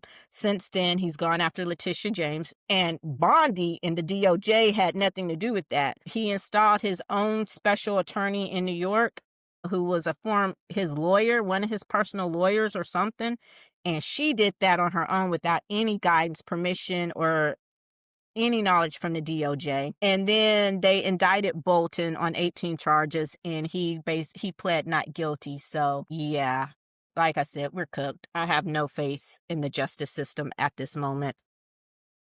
I agree. But I will say also that although it's not as many as we need, I so appreciate the fact that states are slower than they should be, because they should be way faster about this, are stepping up. Mhm. And I will say that it's thanks to, I don't care how you feel about him, but it is thanks to the fact that Gavin Newsom has stood 10 toes down on making Trump's life a living fucking hell. Dollar Knowing Tree that, Fritz for the win. because remember when we first talked, the conversation was California is like Harvard. And if California bent the knee, no state would be able to stand up. And I so appreciate the fact that Gavin Newsom understood that, understood the power that California has as the richest and most populated state in the country. The fact that the federal government, no matter what, however, people want to look at it, the federal government doesn't survive without the money that comes from California. Okay. Over 25 states does not survive without the money that comes from California. And so the fact that he stands up, you see other governors is like, bet, okay, I got to fight for my people. You fight for your people. Let me fight for my people. Like, we good. So I do appreciate that. And then also the judges that are trying so hard to do their fucking job. And it's just really, really difficult. But I will say, just to kind of like, for everything that we've already talked about, what I will say is that people who say they messing with their legacy, oh, wait till they get to, the gates or however they want to name it. And I just want to say outright, these people don't fucking care what happens to them after they die. They don't care about their legacy. They don't. They don't care about how you talk about them after they're dead. They don't care. They don't care about where they're going after they're dead. They don't care if they're going to hell or they're going to heaven. They don't care. Y'all need to stop looking at this as in they should care about their their legacy. This is Robert's legacy. Robert don't fucking care about his legacy. He cares about the here and now. That's what he cares about. He cares about the money that he's making. That's what he cares about. These people don't care about their legacy. Please stop talking like, oh, they messing with the legacy. The history books is gonna show the truth. They don't care. Like, Thank you. I gotta say that they don't care what the history book says about them. They'll be dead. And if it's up They to don't them, care. there won't be any history books. But Yeah, speaking of uh-huh. legacy, one thing that Trump won't ever get under his legacy is that Nobel Peace Prize that he's been out there trying to pimp for. They did close the Gaza deal. And again, before I say this, let me Fake say I'm deal. glad It's a that fake it's deal. quote unquote over. But this is basically the same deal that Biden proposed that Bibi turned down because, in his words, he didn't want Biden to get the win. So you're probably asking why now? Why now is because Bibi, in all of his hubris, was blowing up shit in Egypt and Qatar. The same Egypt that bought Trump's first election, and he probably still owes a fuck ton of money and favors to. And the same Qatar that he gave that he got that $400 million plane from, where they're allowing him to build that ugly ass Goff whatever, who basically owns the other part of one of his ball sacks, if he can still find them. And so my assumption is the conversation went a little something like this: bitch, if you don't tell that motherfucker to stop blowing up our shit, you gonna have hell to pay. So Trump got somebody to call Bibi and said, yo, we need to end this now because Qatar and Egypt ain't having it. And I done already told Qatar that if something happens to them, you attack them again, I'm going to have to attack you, because I went and got ahead of my skis and gave them pseudo NATO privileges, even though they not NATO privileges. So if you attacking Qatar, then you attacking us. And oh yeah, we gave them a fucking Air Force base in the fucking United States of America in Idaho. So the Gaza deal has been brokered. They're giving Palestinians back their country, although there is literally nothing left for them to fucking inhabit. Qatar has a fucking Air Force base in the United States of America, which they sent Jabba the Hutt on TV to gaslight us again and say, oh no, Hegseth misspoke. But those were Hegseth's exact words. Hegseth said that he misspoke and that they're just going to house planes in Idaho. But here's my thing. How are they housing Qatari planes if there's no one to fly fucking Qatari planes? Again, we are either giving them part of our Air Force base in Idaho, or we are allowing them to build an Air Force base in Idaho, a country who we know has sponsored terrorism against the United States. A country who we know was directly involved financially, at the very least, in 9/11.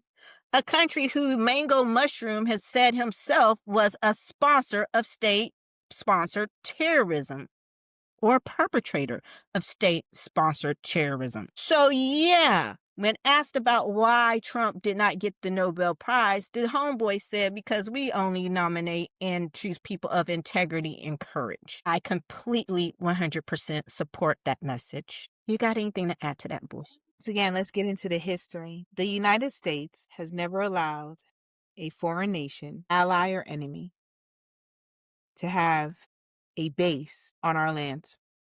Our fucking NATO allies do not have bases on our fucking soil. This goes with the fact that the United States has the most bases on foreign land of any country. I understand that.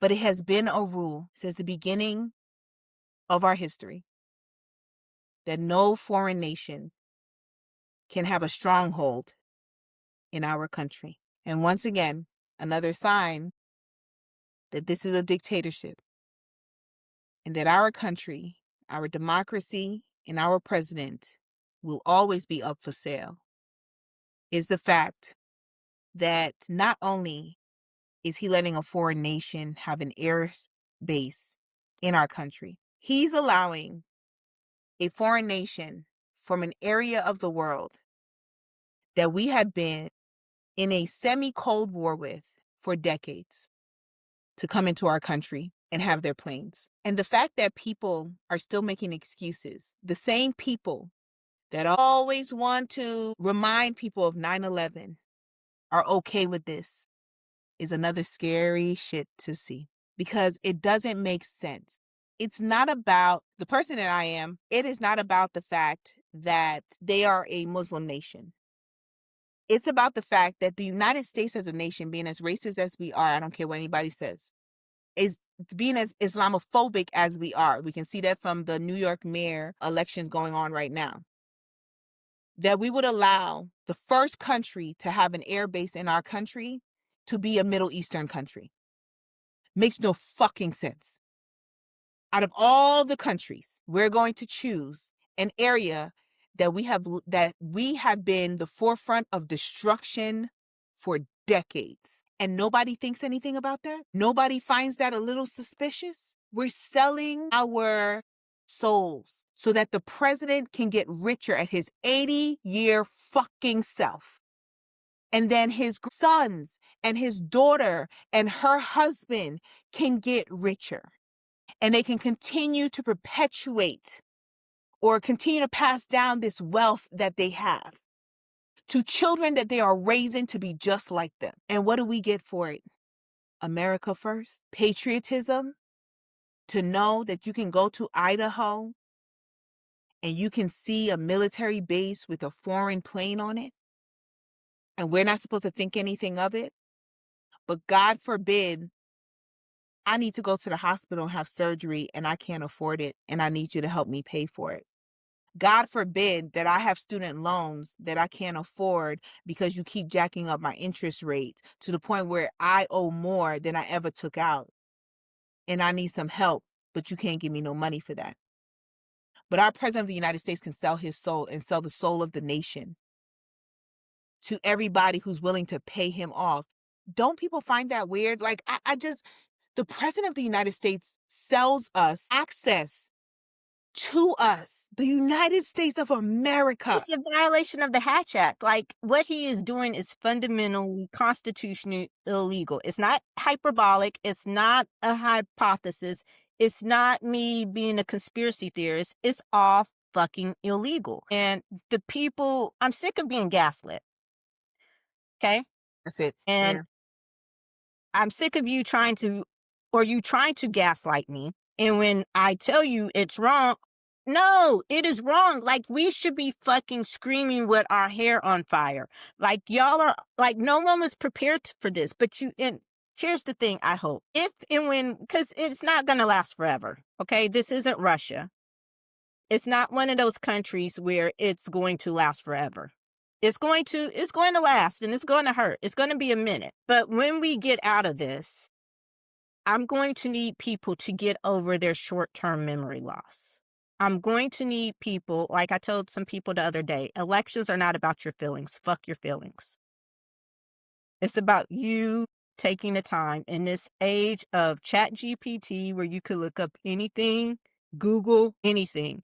It's about you taking the fucking time to do your research and trying to find out which person best aligns with your views and who you think would do the best job. You're not always going to agree with them. It's not a fucking popularity contest, but you need to figure out who's going to do the best job for the country. And as a country, that means the community. Everything that affects someone else is not going to affect me.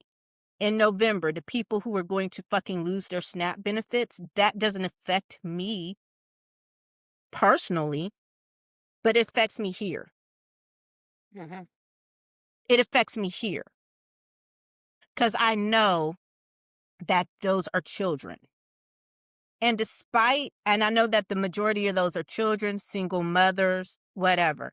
And despite what, Veterans, I'm sorry, elderly, veterans. Yeah. veterans, elderly, and despite what people want to tell you, despite what is in the biased brain, what we've been ingrained to believe, most of those people don't look like me. Most of those people look like this. But I don't care about that. I care about people in this country going hungry unnecessarily so. I care that you have gotten rid of the database that records hunger, because if it's not there on paper, if you have nothing that records hunger data, then you can't say you have anybody hungry in this country. Like, make it make sense. This man went in for his annual physical, Yeah. and he got the fucking COVID vaccine, the flu shot, the RSV vaccine. But he has a Secretary of Health and Human Services who are telling you these things are horrible and bad for you. This man I could have went to had a my stroke and doctor. they don't say anything. I got the flu shot, but mysteriously she didn't have any COVID vaccines because they didn't send her they hadn't sent. And I'm like, so I'm just like, make it make sense, people. Like, wake the fuck up. And next time I'm gonna need y'all to vote, I don't know, with your head or your heart, because both of them seem to be fucked up. It's not what I need people to do, because when we get out of this, because I agree with you. I think, at some point we're going to get out of this. But when we do, it's going to take us at minimum, people need to understand 10 years to fix what has been broken. It's going to take us 10 years to start fixing what has been broken. So that means that if we were to have elections in 2028 and you vote, you need to vote against every single person that has played a role in the destruction of this country. And then 2 years after that, you have to still vote that way. And then 2 years after that, you have to still vote that way. And that is where the danger is because, like you said, short term memory. People forget what got us here. They forget what got us here. They forgot in 4 years what his first administration was like. And that's when he had people who were stopping him from doing the extreme. And they voted for it anyway because you believe the stereotypes that a woman would be too emotional to lead. Then I say this all the time when people want to talk about it. Every single war in the history of the world has been started by a man. And she wouldn't be Every rage major war. Huh? and she wouldn't be rage tweeting at 3 o'clock in the morning about how Time made her look on the cover. And she wouldn't be selling us out. She wouldn't be selling us out. She wouldn't be selling us out to her children. She wouldn't be selling us out to her cronies. She wouldn't be selling us out to Israel. She wouldn't have sold us out to Oh, Israel, but that her would have been Jewish BB. husband. That would have been BB and Putin's worst nightmare. Both wars Yeah. would be over, but they wouldn't be over the way people thought they would be over. So Yeah. yeah. Okay, let's move on. Sports and entertainment. You got anything else for the political session? Which Absolutely not. n- Yeah. It that is what it yeah. is. Okay, Aces. The Aces won their 4th championship in 3 years. So I'm gonna just go Asia ahead. Wilson. I'm just gonna go ahead and say, look, we don't need to ask the question. Yes, they are a fucking dynasty. Get the fuck over it. Okay. Becky Hammond. She came from Greg Popovich's coaching tree. She coached in the NBA under when she worked with the Spurs, and she left that job to take this job. Some people say she may have been the first female head coach in the NBA. Dawn Staley, who interviewed for the Knicks job, she says she doesn't know that they're quite ready for it. And she said the only way she would leave South Carolina is to take an NBA job, not a WNBA job, but an NBA job. So but so yes, it is a fucking dynasty. Becky is a fucking legend. Asia is the motherfucking GOAT. And before y'all just say, oh, that's me and my bias. No, she is being talked about with Bill Russell. She compares to Bill Russell, the fucking Bill Russell. The only ball players, male or female, man or woman, to have won 3 championships, 3 MVPs within a 4-year span. Only 2 people have done it, Asia and the great Bill Russell. Not Kobe, not Michael, not Braun, not Steph, Asia and Mr. Russell. This is my pen. Yeah, mic drop. That's a mic drop. Like, we good. Mic drop. We good. And when we talked about it last time, and I was just like, I'm for the Aces and I'm for Asia Wilson because that girl can ball. That woman can ball. She is like, and the fact that she understands because she has her off moments. What people need to recognize is when she has her off moments when she's playing and she gets into her head, all right, and Becky goes to her and says, if you don't get back on that court and do what the fuck I know you can do, we're going to have some real problems when we go back in that locker room. And she's Yeah, like, I'm not the only one. Becky be threatening their asses. yeah. Becky's again. And she was like, I got you. And however it's worded, she goes back on that court and she shows why she is the greatest player. She goes on that court and she shows why she's the GOAT. All right. And she gets into her head. That's what people need to understand is that you're not great. Like you're not going to play your best game all the time 24/7. Like you're not going to play your best game all the time, but she knows how to bounce back quick. That's a skill. And so it's good that she's being recognized for that because I love it. I love it. I do too. And now that the season's over, the focus is the CBA, the collective bargaining agreement. And I also hope that when all is said and done, they get a new president of the WNBA. Yeah, she need to go Is home. trash. And the ladies deserve better. And they hired another male coach. Did you see that they hired another male coach for the Portland Fire? I did not. So they're talking about how now all these teams, they're not hiring women to be the coaches, right? So every time they fire one of the women's coaches, the women coach, they're hiring a man to replace. So these the new teams that are coming in, the Portland Fire, they hired a male coach and he came from the NBA. Okay, he was an assistant coach in the NBA. I forgot which team, but yeah, another male coach.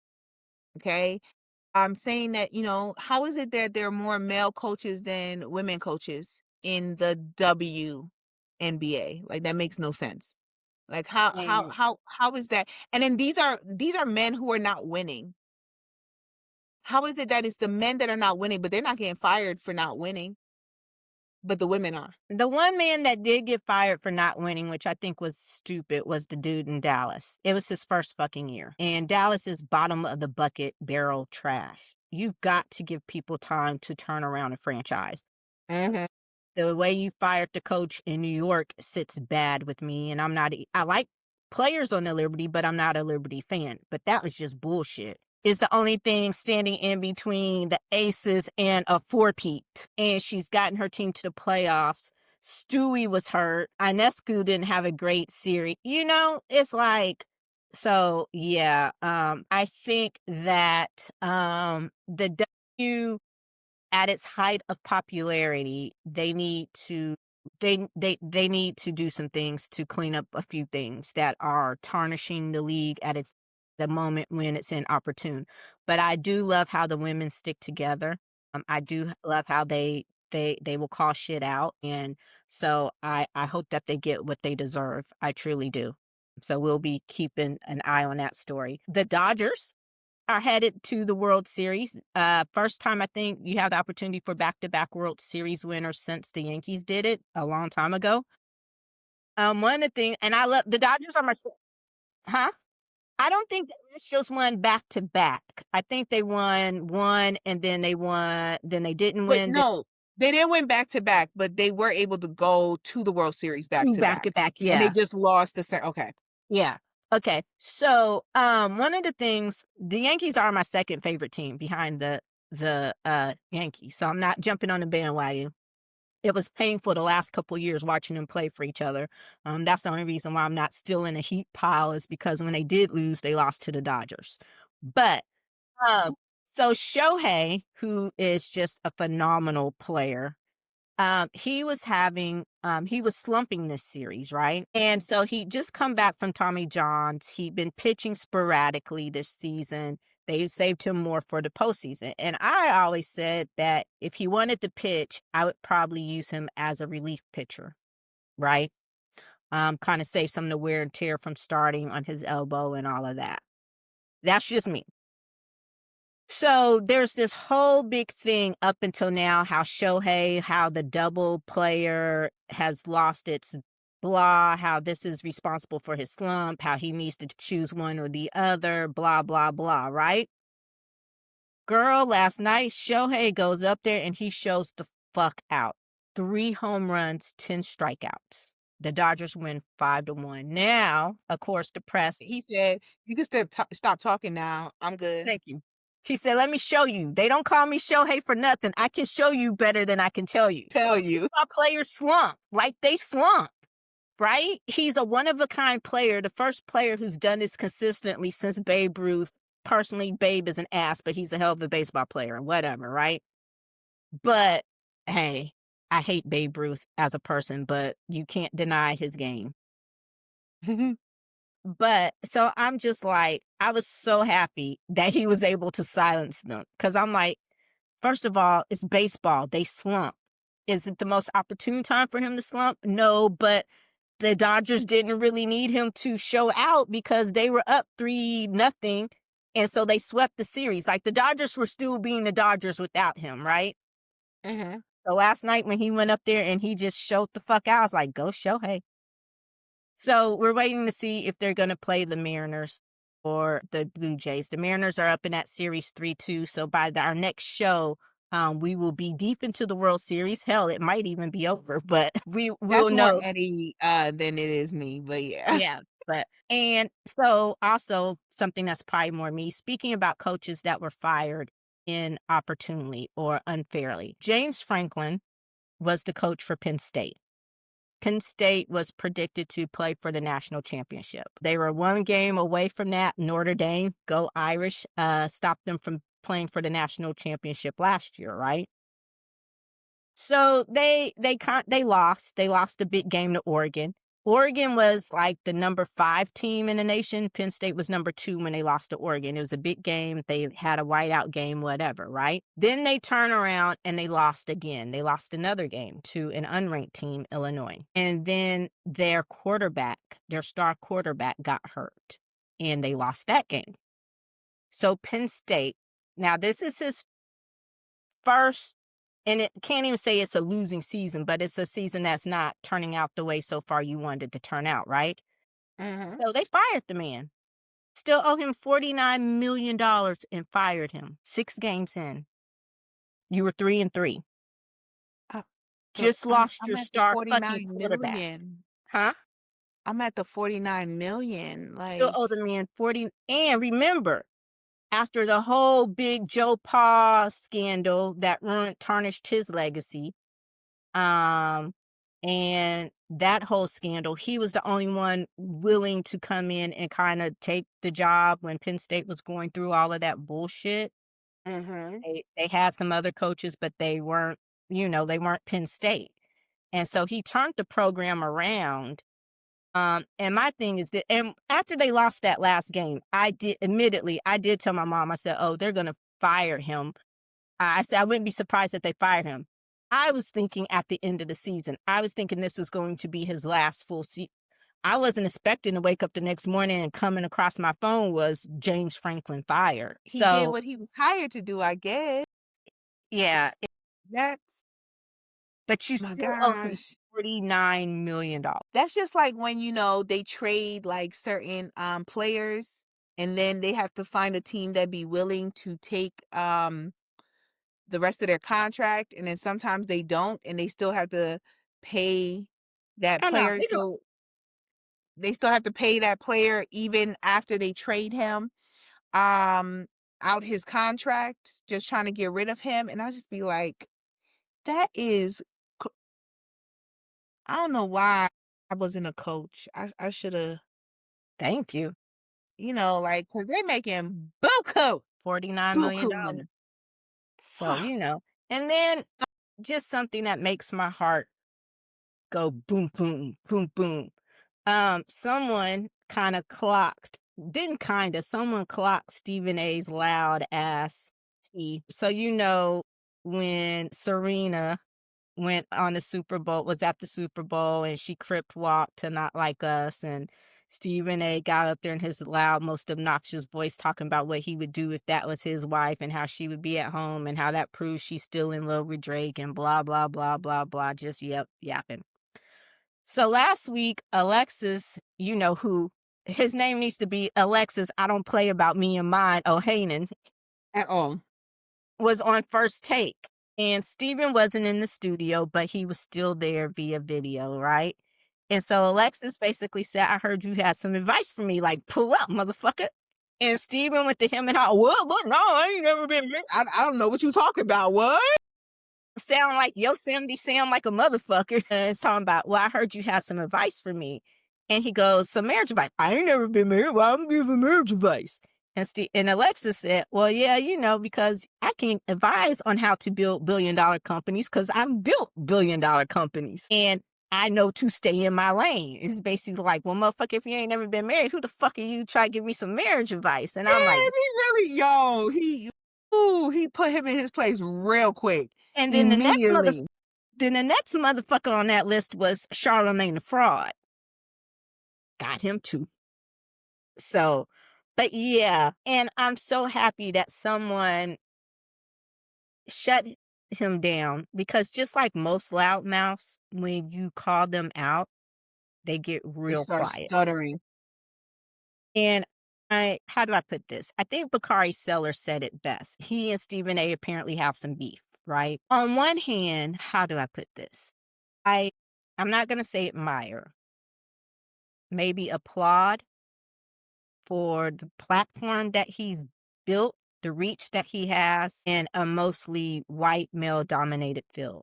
Having said that, I disagree with his takes all the time, but wanting to support skin folk, even though I realize they're not all kinfolk, I I want, on one hand, to be proud of him and acknowledge his accomplishments.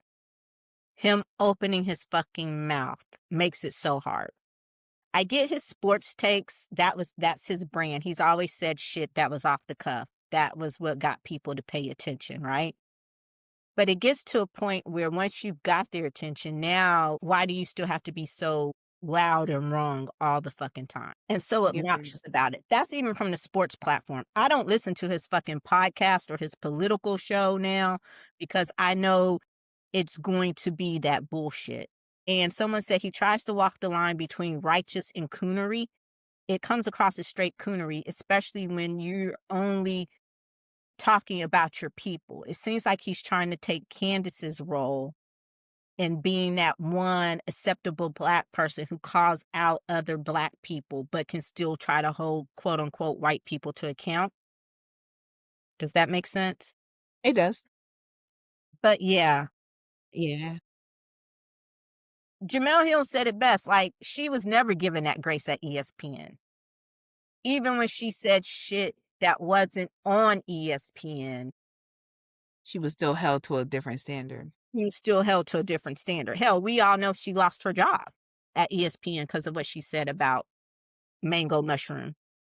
Mhm. And even when she was on writing just for other things or doing her podcast or her own show, it would always follow her back to ESPN. But it never follows him back. They seem to embrace it. And for him to be one of the highest paid people in sports and for him to have the platform that he has, I'm not saying that he can't have different views, but his views seem disingenuous to me. For you to be as smart as you claim you are, considering some of the stuff that you've said earlier, what's changed besides the money? And since money is involved, I can say that you've sold out. Mhm. I agree. Because politically, before now, sports, he's always been an obnoxious ass, and I dismissed a lot of that as the brand, the loud, the blah blah blah. Politically, though, we got the receipts. We can go back to when you were not agreeing with this, and so I'm just like, so now you're on the grift train, and the things that you should be talking about, giving your platform. And now I get it. You can disagree. Again, I'm not expecting homogeny. I'm not expecting compliance. I'm not expecting 100% agreement on everything. But for you to consistently call out Black women, you can even disagree with the delivery. But to dismiss the message and the identity politics, the popularity politics, whatever you want to call it, Mhm. I'm with Alexa, stay in your lane. If this is what we're gonna get from you, stay in your lane, keep being loud We and don't wrong want about it. We sports, don't want it. you We know, okay. We don't need your opinion. we don't. Because again, this if ever there was a time for a purple revolution or a gray revolution amongst our people, then now this would be the time. Mhm. Because bro, at the end of the day, you gonna learn Tiger's lesson. The lesson he still hasn't fucking learned. When you run into that tree because your wife is chasing you out the house, they always gonna believe her story because of who Mhm. he is. And he's not married, but you know what I'm saying. No matter how much you tap and you dance and you shuck and you jive, at the end of the day, you gonna be that person they were talking about in that signal track. At the end of the day, you gonna be Vivek, Ramzan, whatever. Mhm. You just gonna be another token house dancing, shucking, and jiving. And then once we are forgiving people, but we aren't a forgetful people. And I think the days for forgiving and forgetting are gone. You're going to find that Big you time. ain't going to have nobody or nothing to come back to. Hey, 'Cause they don't want you, and we don't want you either. mm-mm, not at all. Not at all. Speaking of the Super Bowl, Drake's lawsuit was dismissed. The judge said, cry somewhere else, bitch.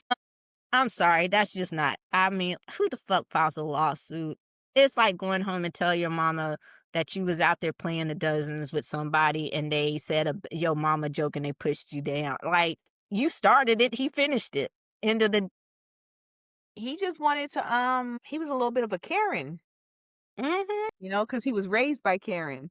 So he became a Karen. He was in his feelings, like and not realizing that the fact that you did this, I don't know who told him that he was going to be able to maintain his level of popularity by going after Kendrick Lamar. Kendrick Lamar is for the community. He's for the culture. All right? You never were. Okay? You are what we sent out to kind of allow them to be able to think that they were cool because they listened to you. Kendrick Lamar made himself extremely successful off of the culture. You made yourself successful by playing into the role with the European Americans. That's what you did. That's what you did. And Like I you did that with their support. Kendrick did it with our support. Yeah, and I think when for me, when he lost it is when he really started leaning into that whole misogyny shit, the bullshit, because I'm not gonna lie. I was a Drake fan in the beginning of his career. Take Care is still one of my favorite albums of Yeah, his, no skips. I agree. But when he just here recently, when he started leaning into that whole misogyny, trying to be hard, that's not you. And the more you start hearing about stuff, okay, him and the weekend, he put the weekend on, we know that. But then once you hear about the falling out with the weekend, okay, it happens. People have disagreements. But then you start to hear more and more about how he is and how people in the industry start thinking about him. You fall out with B and J. Well, it's Beyonce. They don't just collaborate with anybody. She doesn't just collaborate with anybody. So she At collaborated with all. you. Like It it's it on meant something, purpose. right? And so it's just like the more you hear about the stuff behind the scenes and who he is and how it's like, okay, so it's not them, it's you. It's something with you. And that spills over. And I think this whole you feeling like you had a point to prove, listening to the people who said you weren't hard. You didn't come out to be hard. You was the party man. You made just good party music, the singing, rapping type thing. Stay in your lane. When you went to that other shit, it was bad. So speaking of, and it must be something with that One Money crew, Young Money crew, because Nikki, I guess she listened to Cardi when Cardi told her they was robbing her blind. And I guess she was crack tweeting about people been using her American Express behind her back and she didn't know. And talking about it's been going on for years. And I'm like, baby, that's nothing I would put. So basically, you co-signing what your arch enemy said about people robbing you blind. Why are you telling your business like that? And so, and I was like, all right. And she says now she's also not going to release her follow up to Pink Friday too. Oh no, so sad. This is me and my heart breaking. But the Barbs, I guess, are heartbroken. But then somehow it has something to do with Jay-Z being the reason why she wasn't releasing it. And I'm like, maybe because it's cracked out trash. I tried to like Nicki Minaj, and I think Pink Friday was the one that I could get to, the original one when she first came out. But I always called her a poor man's Lady Gaga when she was dressing all weird and shit. And I and so I appreciated what she was doing for hip hop, but again, especially for women, because at the time she was the only one really out there, right? But then once you start hearing the rumors, she dogs everybody else. She doesn't want to pay homage. She doesn't want to give flowers and credit to Queen Latifah, to Missy, to Lil Kim. Like, bitch, they Mhm. crawled so you could fucking walk. So it's like, okay, the more you hear about, like, well, you're not that good to have that attitude anyway. And after that, all your shit starts sounding the same. So, and then you just married that fucking petal to let me know you lost your complete damn mind. But yeah, so she's also being sued for $500,000 and they trying to make it so she has to sell her house. Your house is valued at $20 million and you going to be forced out your $20 million home to pay a $500,000 judgment. Girl, if you don't come off that 5,000, 500, although she might not have it if I'm keeping it. Like, that's what I was thinking. I said, "Are they fighting so hard because she don't have it?" And, like, we can say as much as possible, or, "Nikki, you got the money, you rich." How do we know that? How do we know that? Because, a lot of these artists don't actually have the money. A lot of this is paid for by their record label. They're spending money, they're in a lot of debt, in order to keep up this lifestyle that they're supposed to display. So how do we know that she has the money to pay the $500,000? Like, we don't know how. I wouldn't be surprised if Nikki is not as rich as we've been led to believe. Thank you, especially when you married to a leech who keeps you coked up. So he could spend all Exactly. your money on that fake Bronx jewelry. And then Prince Andrew had to, well, he gave up his titles apparently willingly. I'm gonna say he had to because he found out Charles ain't his mama. Charles hates your ass. And Virginia Giuffre, All Roads Leading Back to Epstein. Her memoir came out posthumously, and Andrew has a starring role in it. Apparently, he was one of her favorites. No, she was one of his favorites, excuse me. And so there were several encounters that were mentioned, and he has apparently some sort of freaky foot fetish. But Not surprised. I'm not surprised. It's the yeah, royal so family. Not he gave up surprised. his he finally gave up his titles, which is what Charles wanted initially. If Charles had his way, they would have never settled. It all would have came out then. But Queenie, when she was alive, she protected her darling pedophile son. So, I think he's realizing that no one in the crown, or what do they call him, the firm? No one in the firm is going to protect him like Protect that. him at all. Not at So, all. Bye. what do you think of Kevin Federline's new book that's going to come out about his time with Britney? I don't like it. I think that he's a leech, and I think that the fact that, she no longer has to pay him the money that she was paying him when the children were, I think, under the age of 18, they've aged out of her paying child support. Um, he has to figure out another way to leech off of her because that man has not had a job since he got with her. And he has lived off of her money his whole entire life. And so now that the money is not still raking in, he is figuring out another way to leech off of her. I don't think that it should be allowed. Just like I do not think that it is right that her children that she gave birth to, even as she was going through what she was going through, he villainized her to her kids, to the fact of they disrespect her on a daily basis and act like she's not their mother and that she didn't have a hard time. And I'm not to say that, she's okay and everything like that. And she still makes, crazy decisions. I kind of based on the fact of when she had her breakdown, she was young. And so she's never going to recover from what she experienced after her breakdown or during her breakdown. But he's a leech, and I don't care like he's a leech, and he needs to go because the only reason why you're writing this book is because you're no longer getting thousands of dollars out of her every single month for those two children that you raised. Nothing. And you raise them with a hatred for their mother. Like, they're disrespectful to their mom.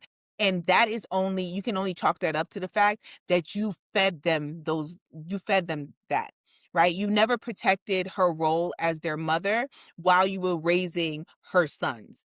Never once. And so that's the reason why they can disrespect their mother and act like she's nothing to them, even though she's paid for every damn thing that they've ever had in their life.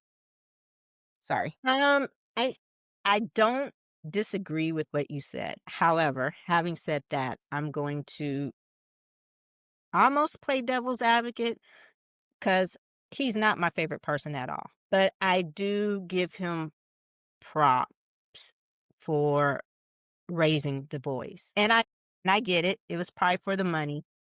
Let's not pretend like even under the conservatorship that she was okay. There was the incident with her father at her house where he was abusive toward the boys and CPS had to come get them during a visit. Let's not act like her dad did not keep her doped up and so she could keep performing and all that kind of stuff. So I don't think even under the conservatorship, her home would have been a healthy place for them. And I'm not disputing anything you said.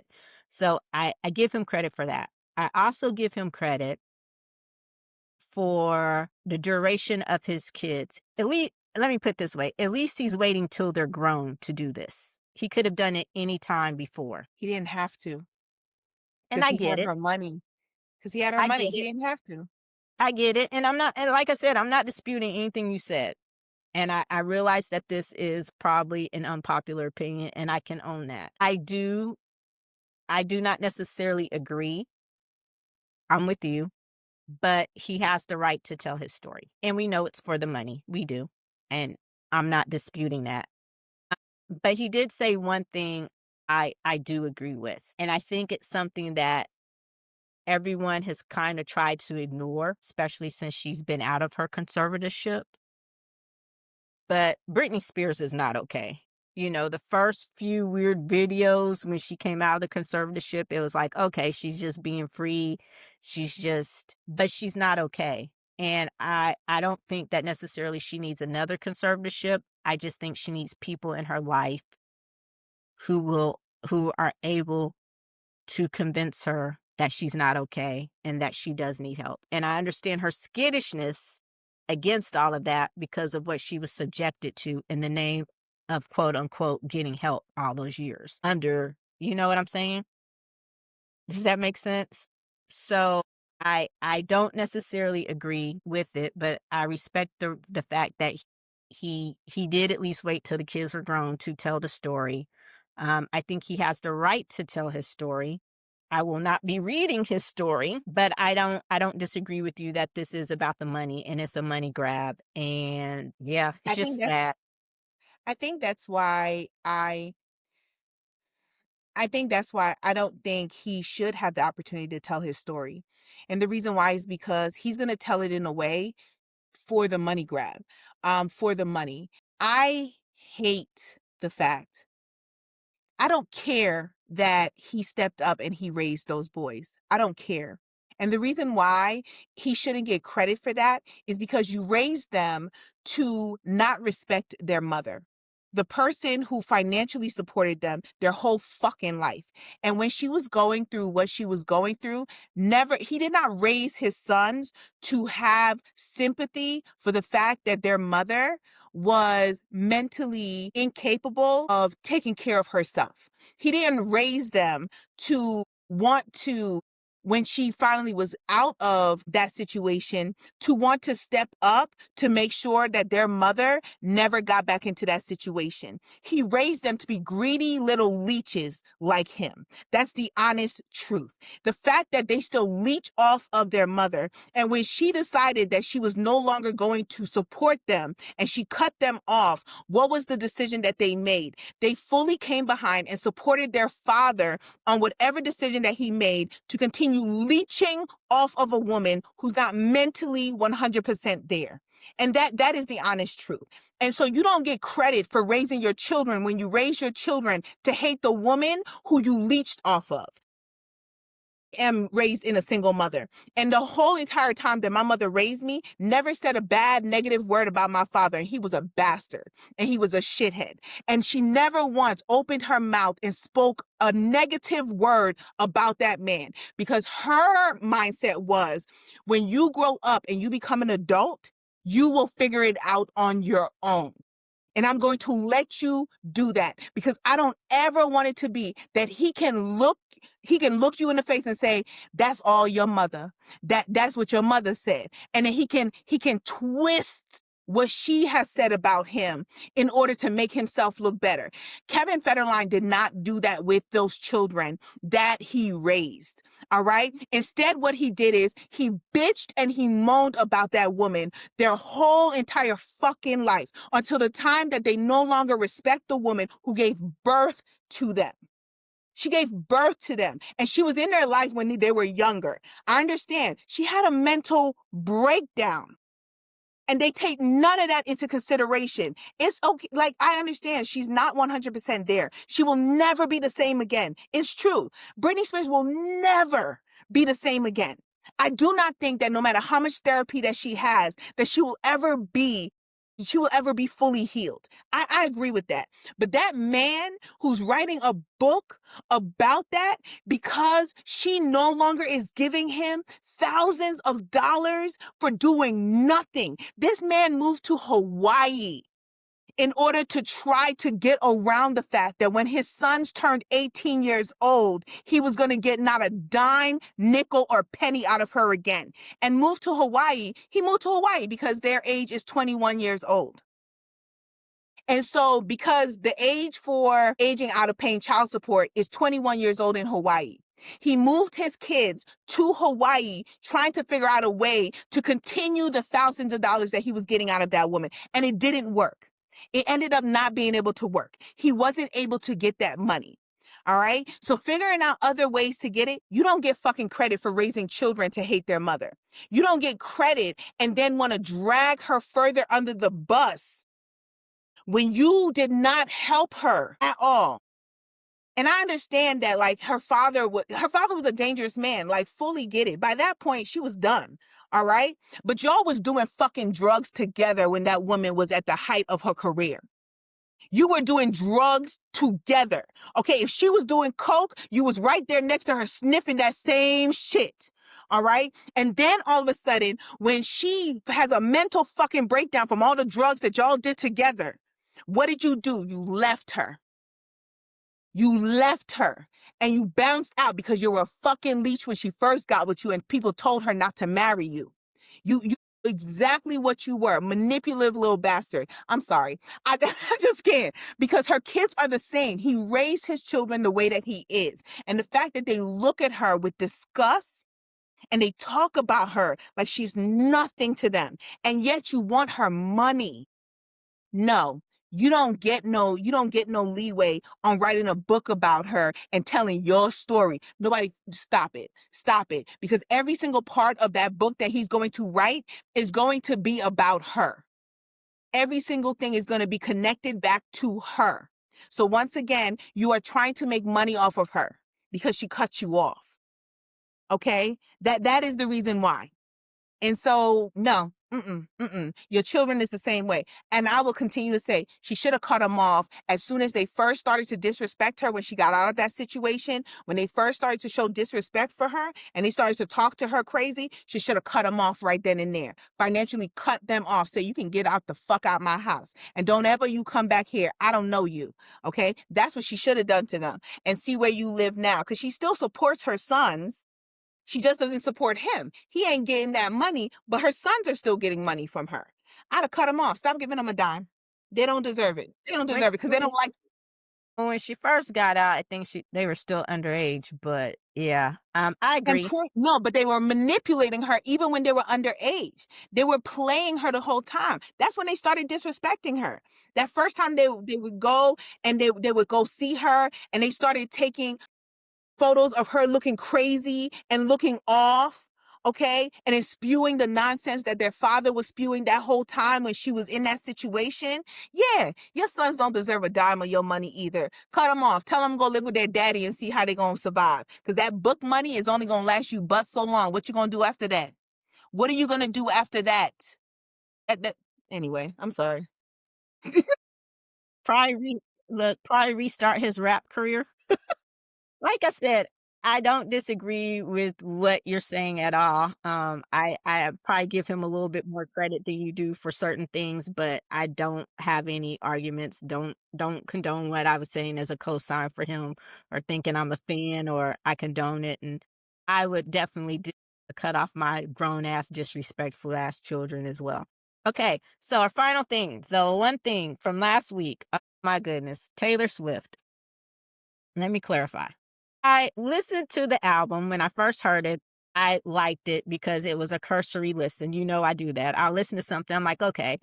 And it sounded better than the Dead Poets Society. I know that's not the name of the album, but the Tortured Poets Club or whatever it was, Tortured Poets, which was torturing because I couldn't even get through that.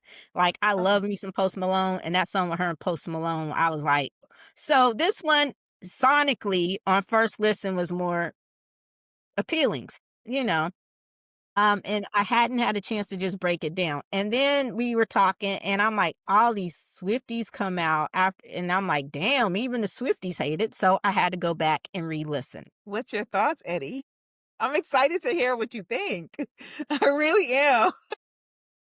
You know Aesthetically, where I stand on everything. aesthetically and sonically, it sounds better than I mean, as sonically. to the ears, the music. Okay. Just Okay.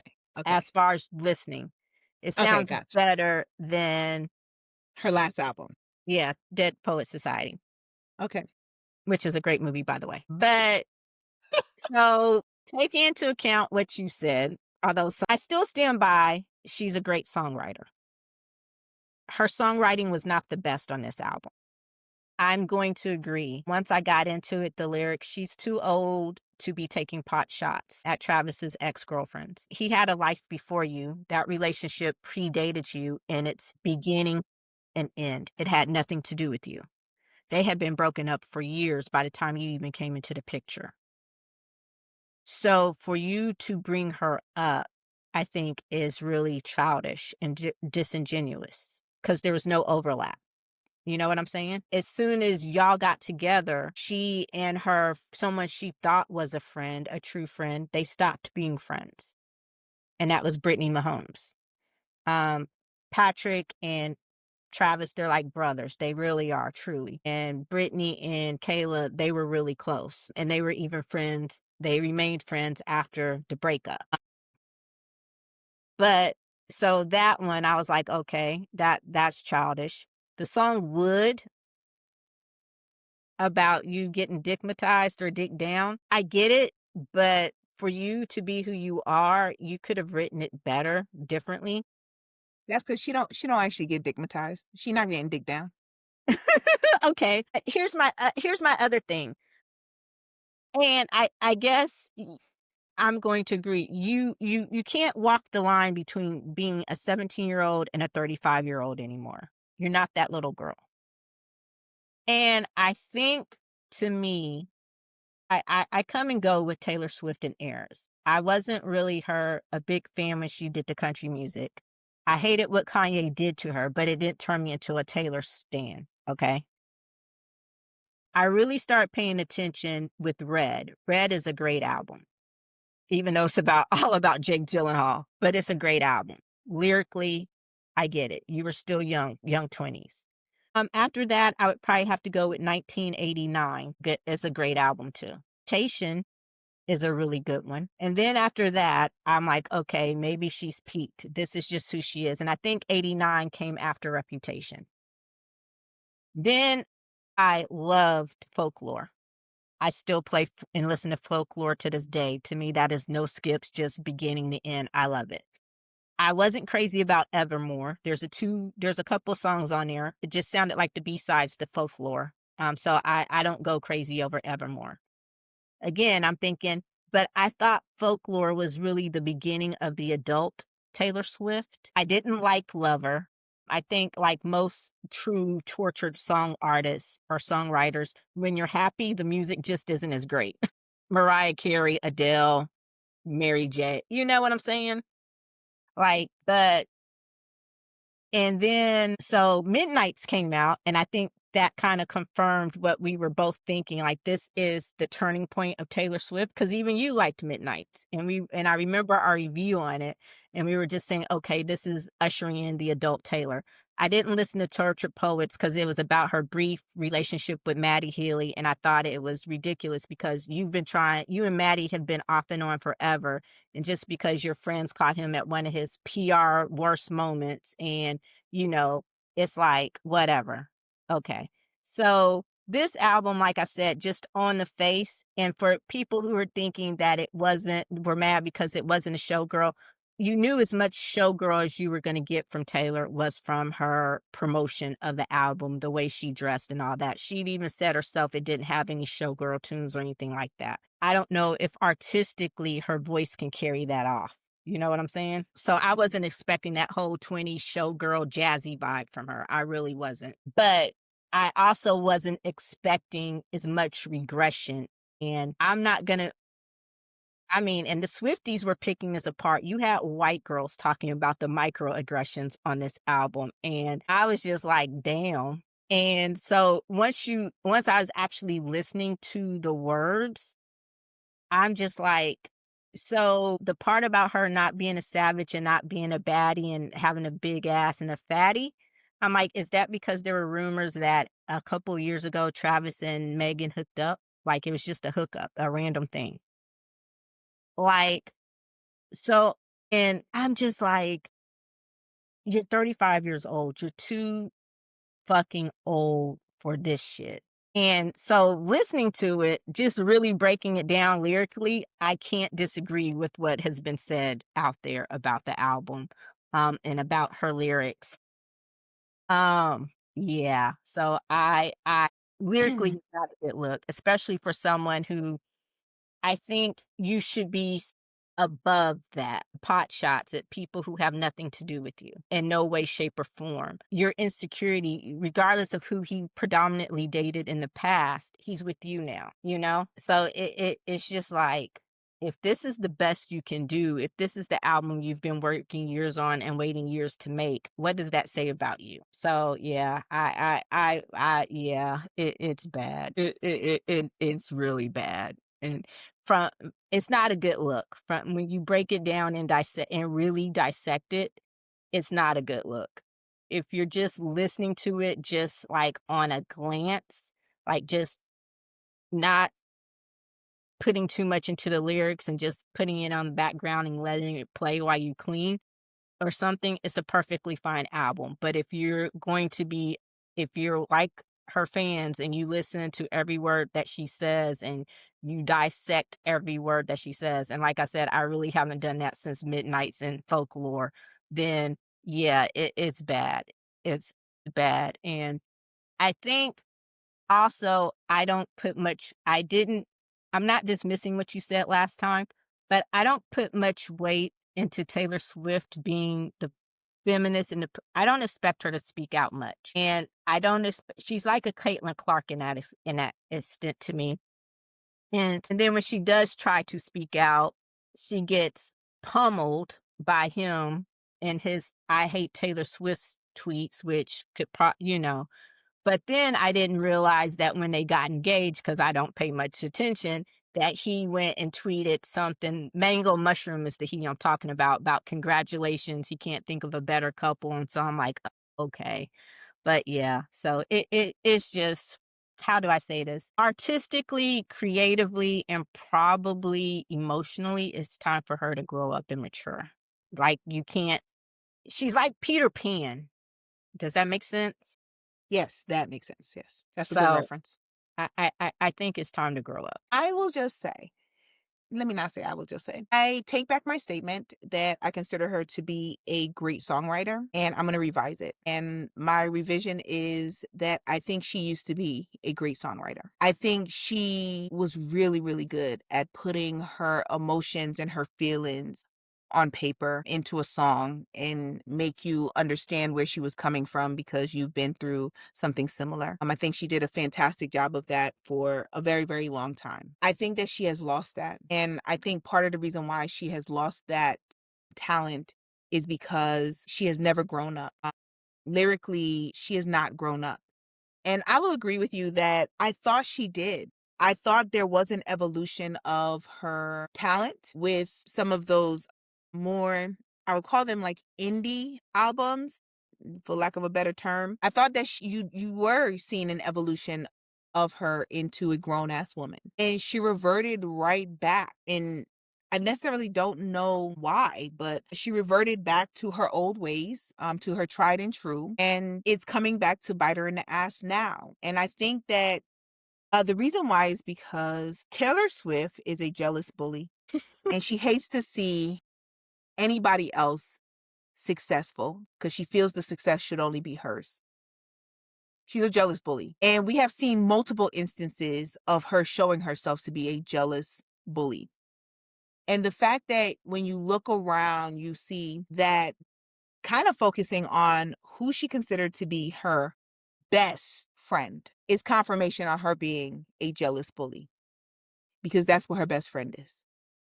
okay? And yet she continues to hold 10 toes down on that best friend, which that's you. Like, love your friend, be there for your friend. I got it. But it's confirmation in decisions that she makes, and then she hides behind her team so that she doesn't get blamed for it. The fact that with this album, it's come out on just how manipulative she is when it comes to the market and to her keeping her billionaire status and making sure that nobody else can share the podium with her. Like, she don't even want a second and third place. Like, she want the whole entire thing to herself. She want to stand on the stage by herself with nobody else there with her. When we talk about songwriters, somebody brought it up and I was just like, oh my gosh, like, yes. Adele is a phenomenal songwriter. She is. One of the best of our generation. Yes. Okay. Adele, you have seen the evolution of Adele's music and her lyrics as she has grown up as a grown ass woman. Adele with 21 is not the same Adele with 25. She's not even the same at 19. Exactly. Like not there's been a progression as she's grown up and she's had life experiences. You've seen a shift in uh her skills and her talent in how she performs. Taylor Swift has never had that and is more defined today with this album than I think ever before. So when people say now, because I always think like, who's her peers, right?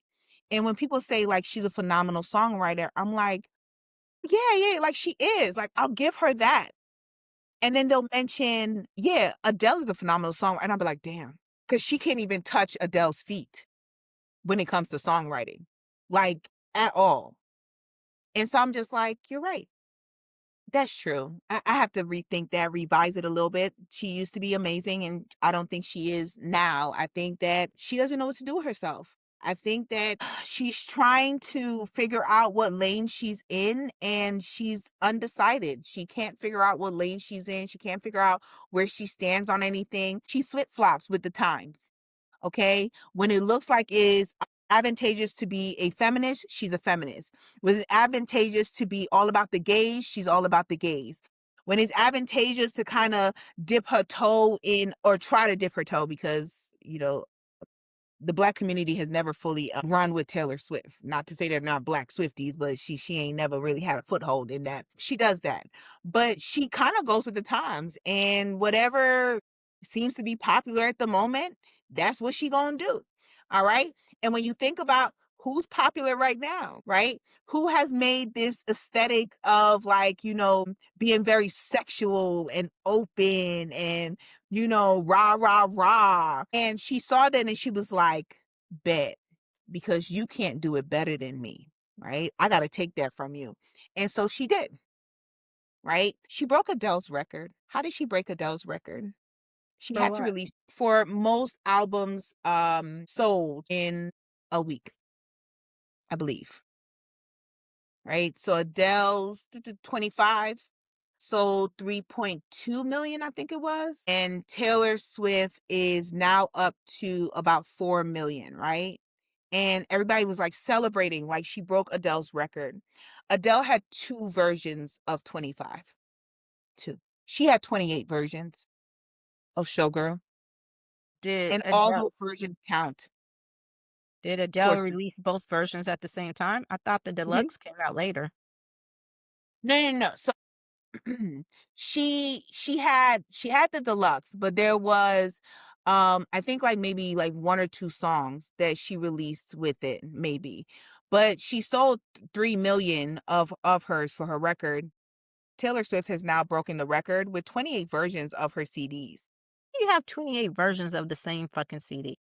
Because she added like little things here and there for each of the versions, right? So one is her audio notes, right? On her actually singing the songs and figuring out like, how the lyrics were going to go and how the music was going to match the production of the songs. She released that on one. Another one is like the photos and the images that are in the covers of the album or whatever. The fact that her CDs and her albums, as well as the digital forms, all count towards it. So they're saying she has so many versions that she sold 4 million of them. That's amazing. Well, yeah. So I can admit when I am wrong or, hey, there, I may jump to Oh, judgment. he's been so good. I forgot he was there. Yeah.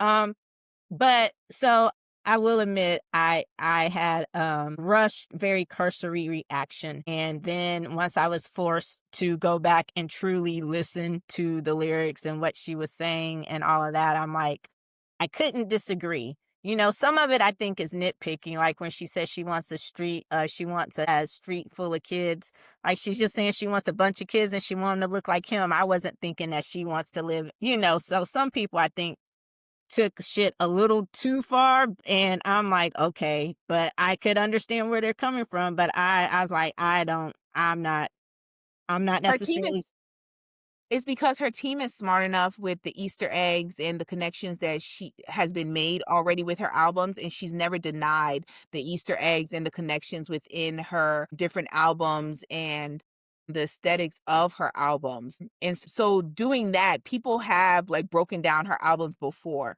and they're like, "Oh no, that's great. Like you got it. Like fantastic." So people breaking down her album now and saying and going deeper into it is because it is that deep, because it's always been that deep in the lyrics that she writes. Like there's always hidden messages in the lyrics that she states because she never denies it. She never denies that there's a deeper meaning to certain things that she says. And so when it comes to them doing it now with an album that they hate and her being like, isn't like I just wrote, some songs. Like I Now wasn't all of a thinking of sudden it it's not that that deep. deep. Yeah, all of a sudden it's not that deep, but it was that deep when they were breaking down your other albums in order to understand like, oh, what is she saying about this ex-boyfriend? What is she saying about that ex-boyfriend? It was that deep.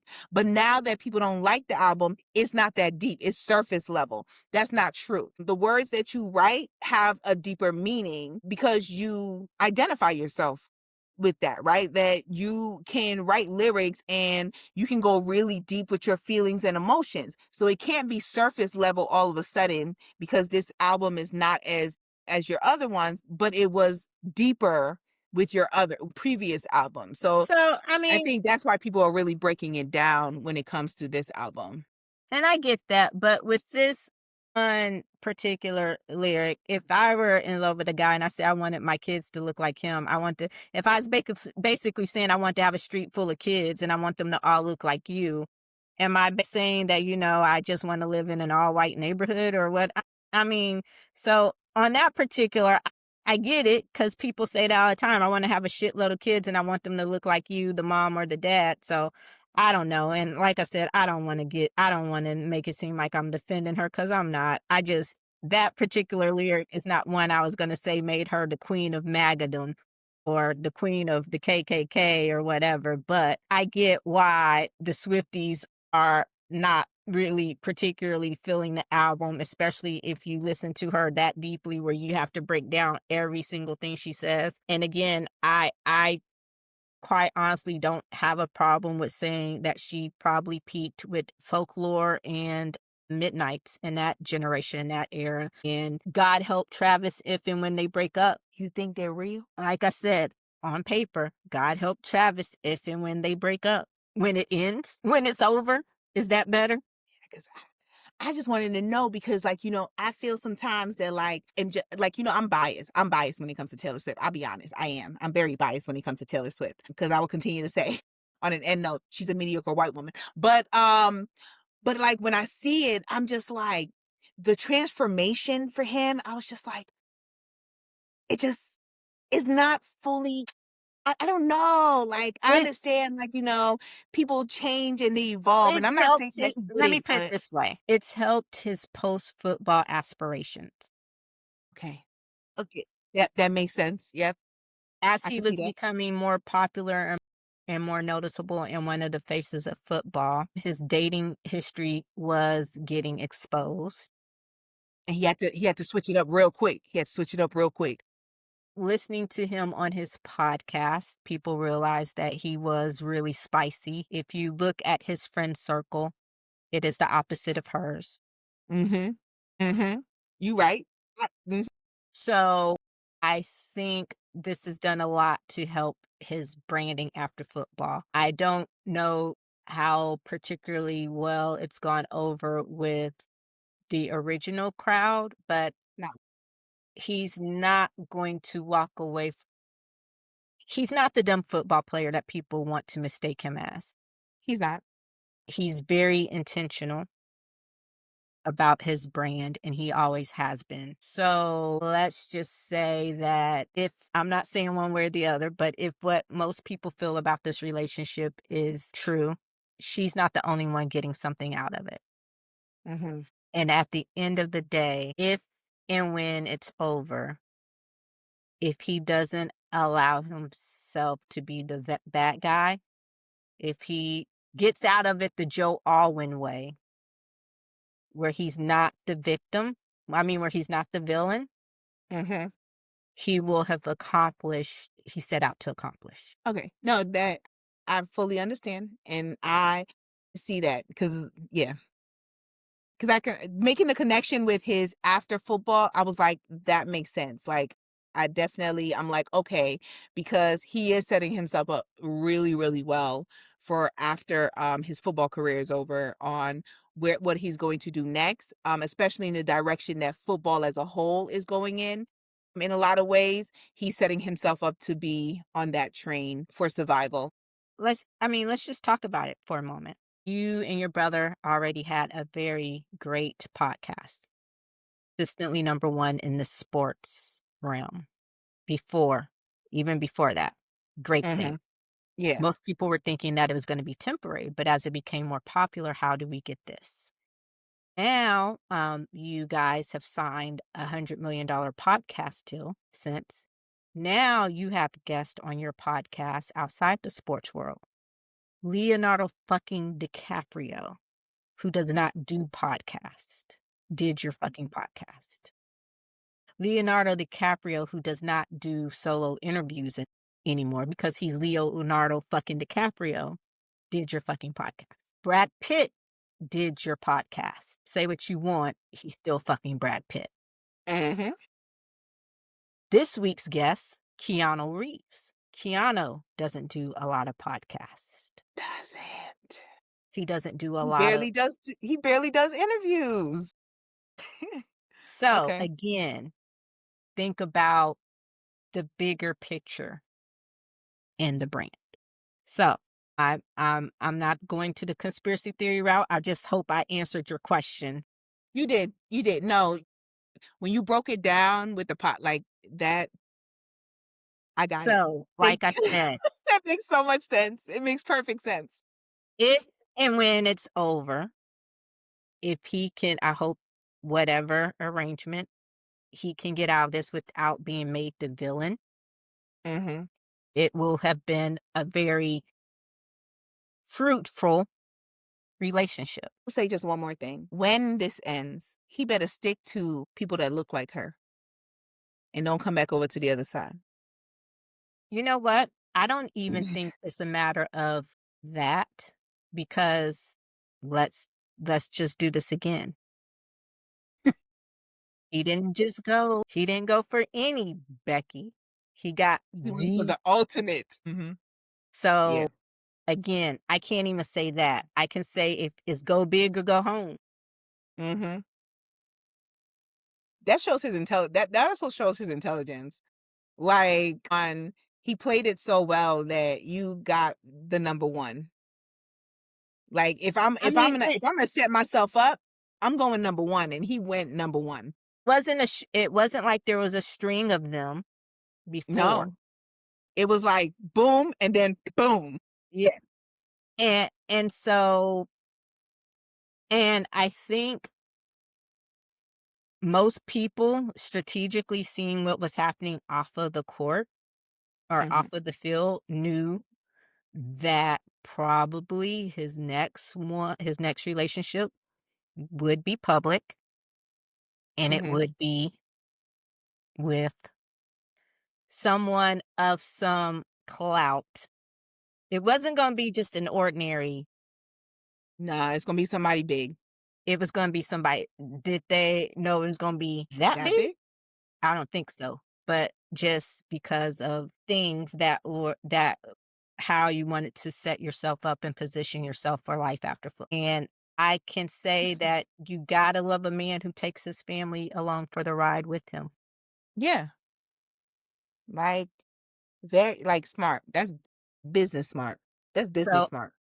I just hope that, like I said, whatever agreement, you don't have to play the villain in the end. Mhm. And if you negotiated that for yourself, then you'll be alright. Thank you, 'cause So did that answer you your you initial question of yeah, you clarified a lot of things based on the fact that, like, I wasn't as knowledgeable of him, but you clarified a lot of things, so I'm like, "Okay, I so got it. I'm just gonna did I watch fully what answer your happens." question about my belief in the reality of this relationship? Yes, you did. Yes, you Okay. did. You sure did. 'Cause I know some people will be out there like, "She didn't answer the question." You did. You Okay. definitely answered the question. Okay. Just wanted so, I think that definitely does it for this Yeah. episode of the Wind Down, but be sure to like, listen, subscribe wherever you get your podcasts. Watch us on YouTube. Sorry for the bad lighting and the horrible thing, but my original setup was not available today. Next time we will be Yeah. back to normal. Anyway, Tammy, I hope time does well, and hopefully the next time we talk, it won't be so fucked up. Like, we'll have So more. passionate. I won't be so passionate. Maybe I can settle down a little bit. Your passion is great. I think we need that. We need more of it, not less of it. All right, until next time, I'm Eddie. And I'm Tammy. Peace. Bye. Peace.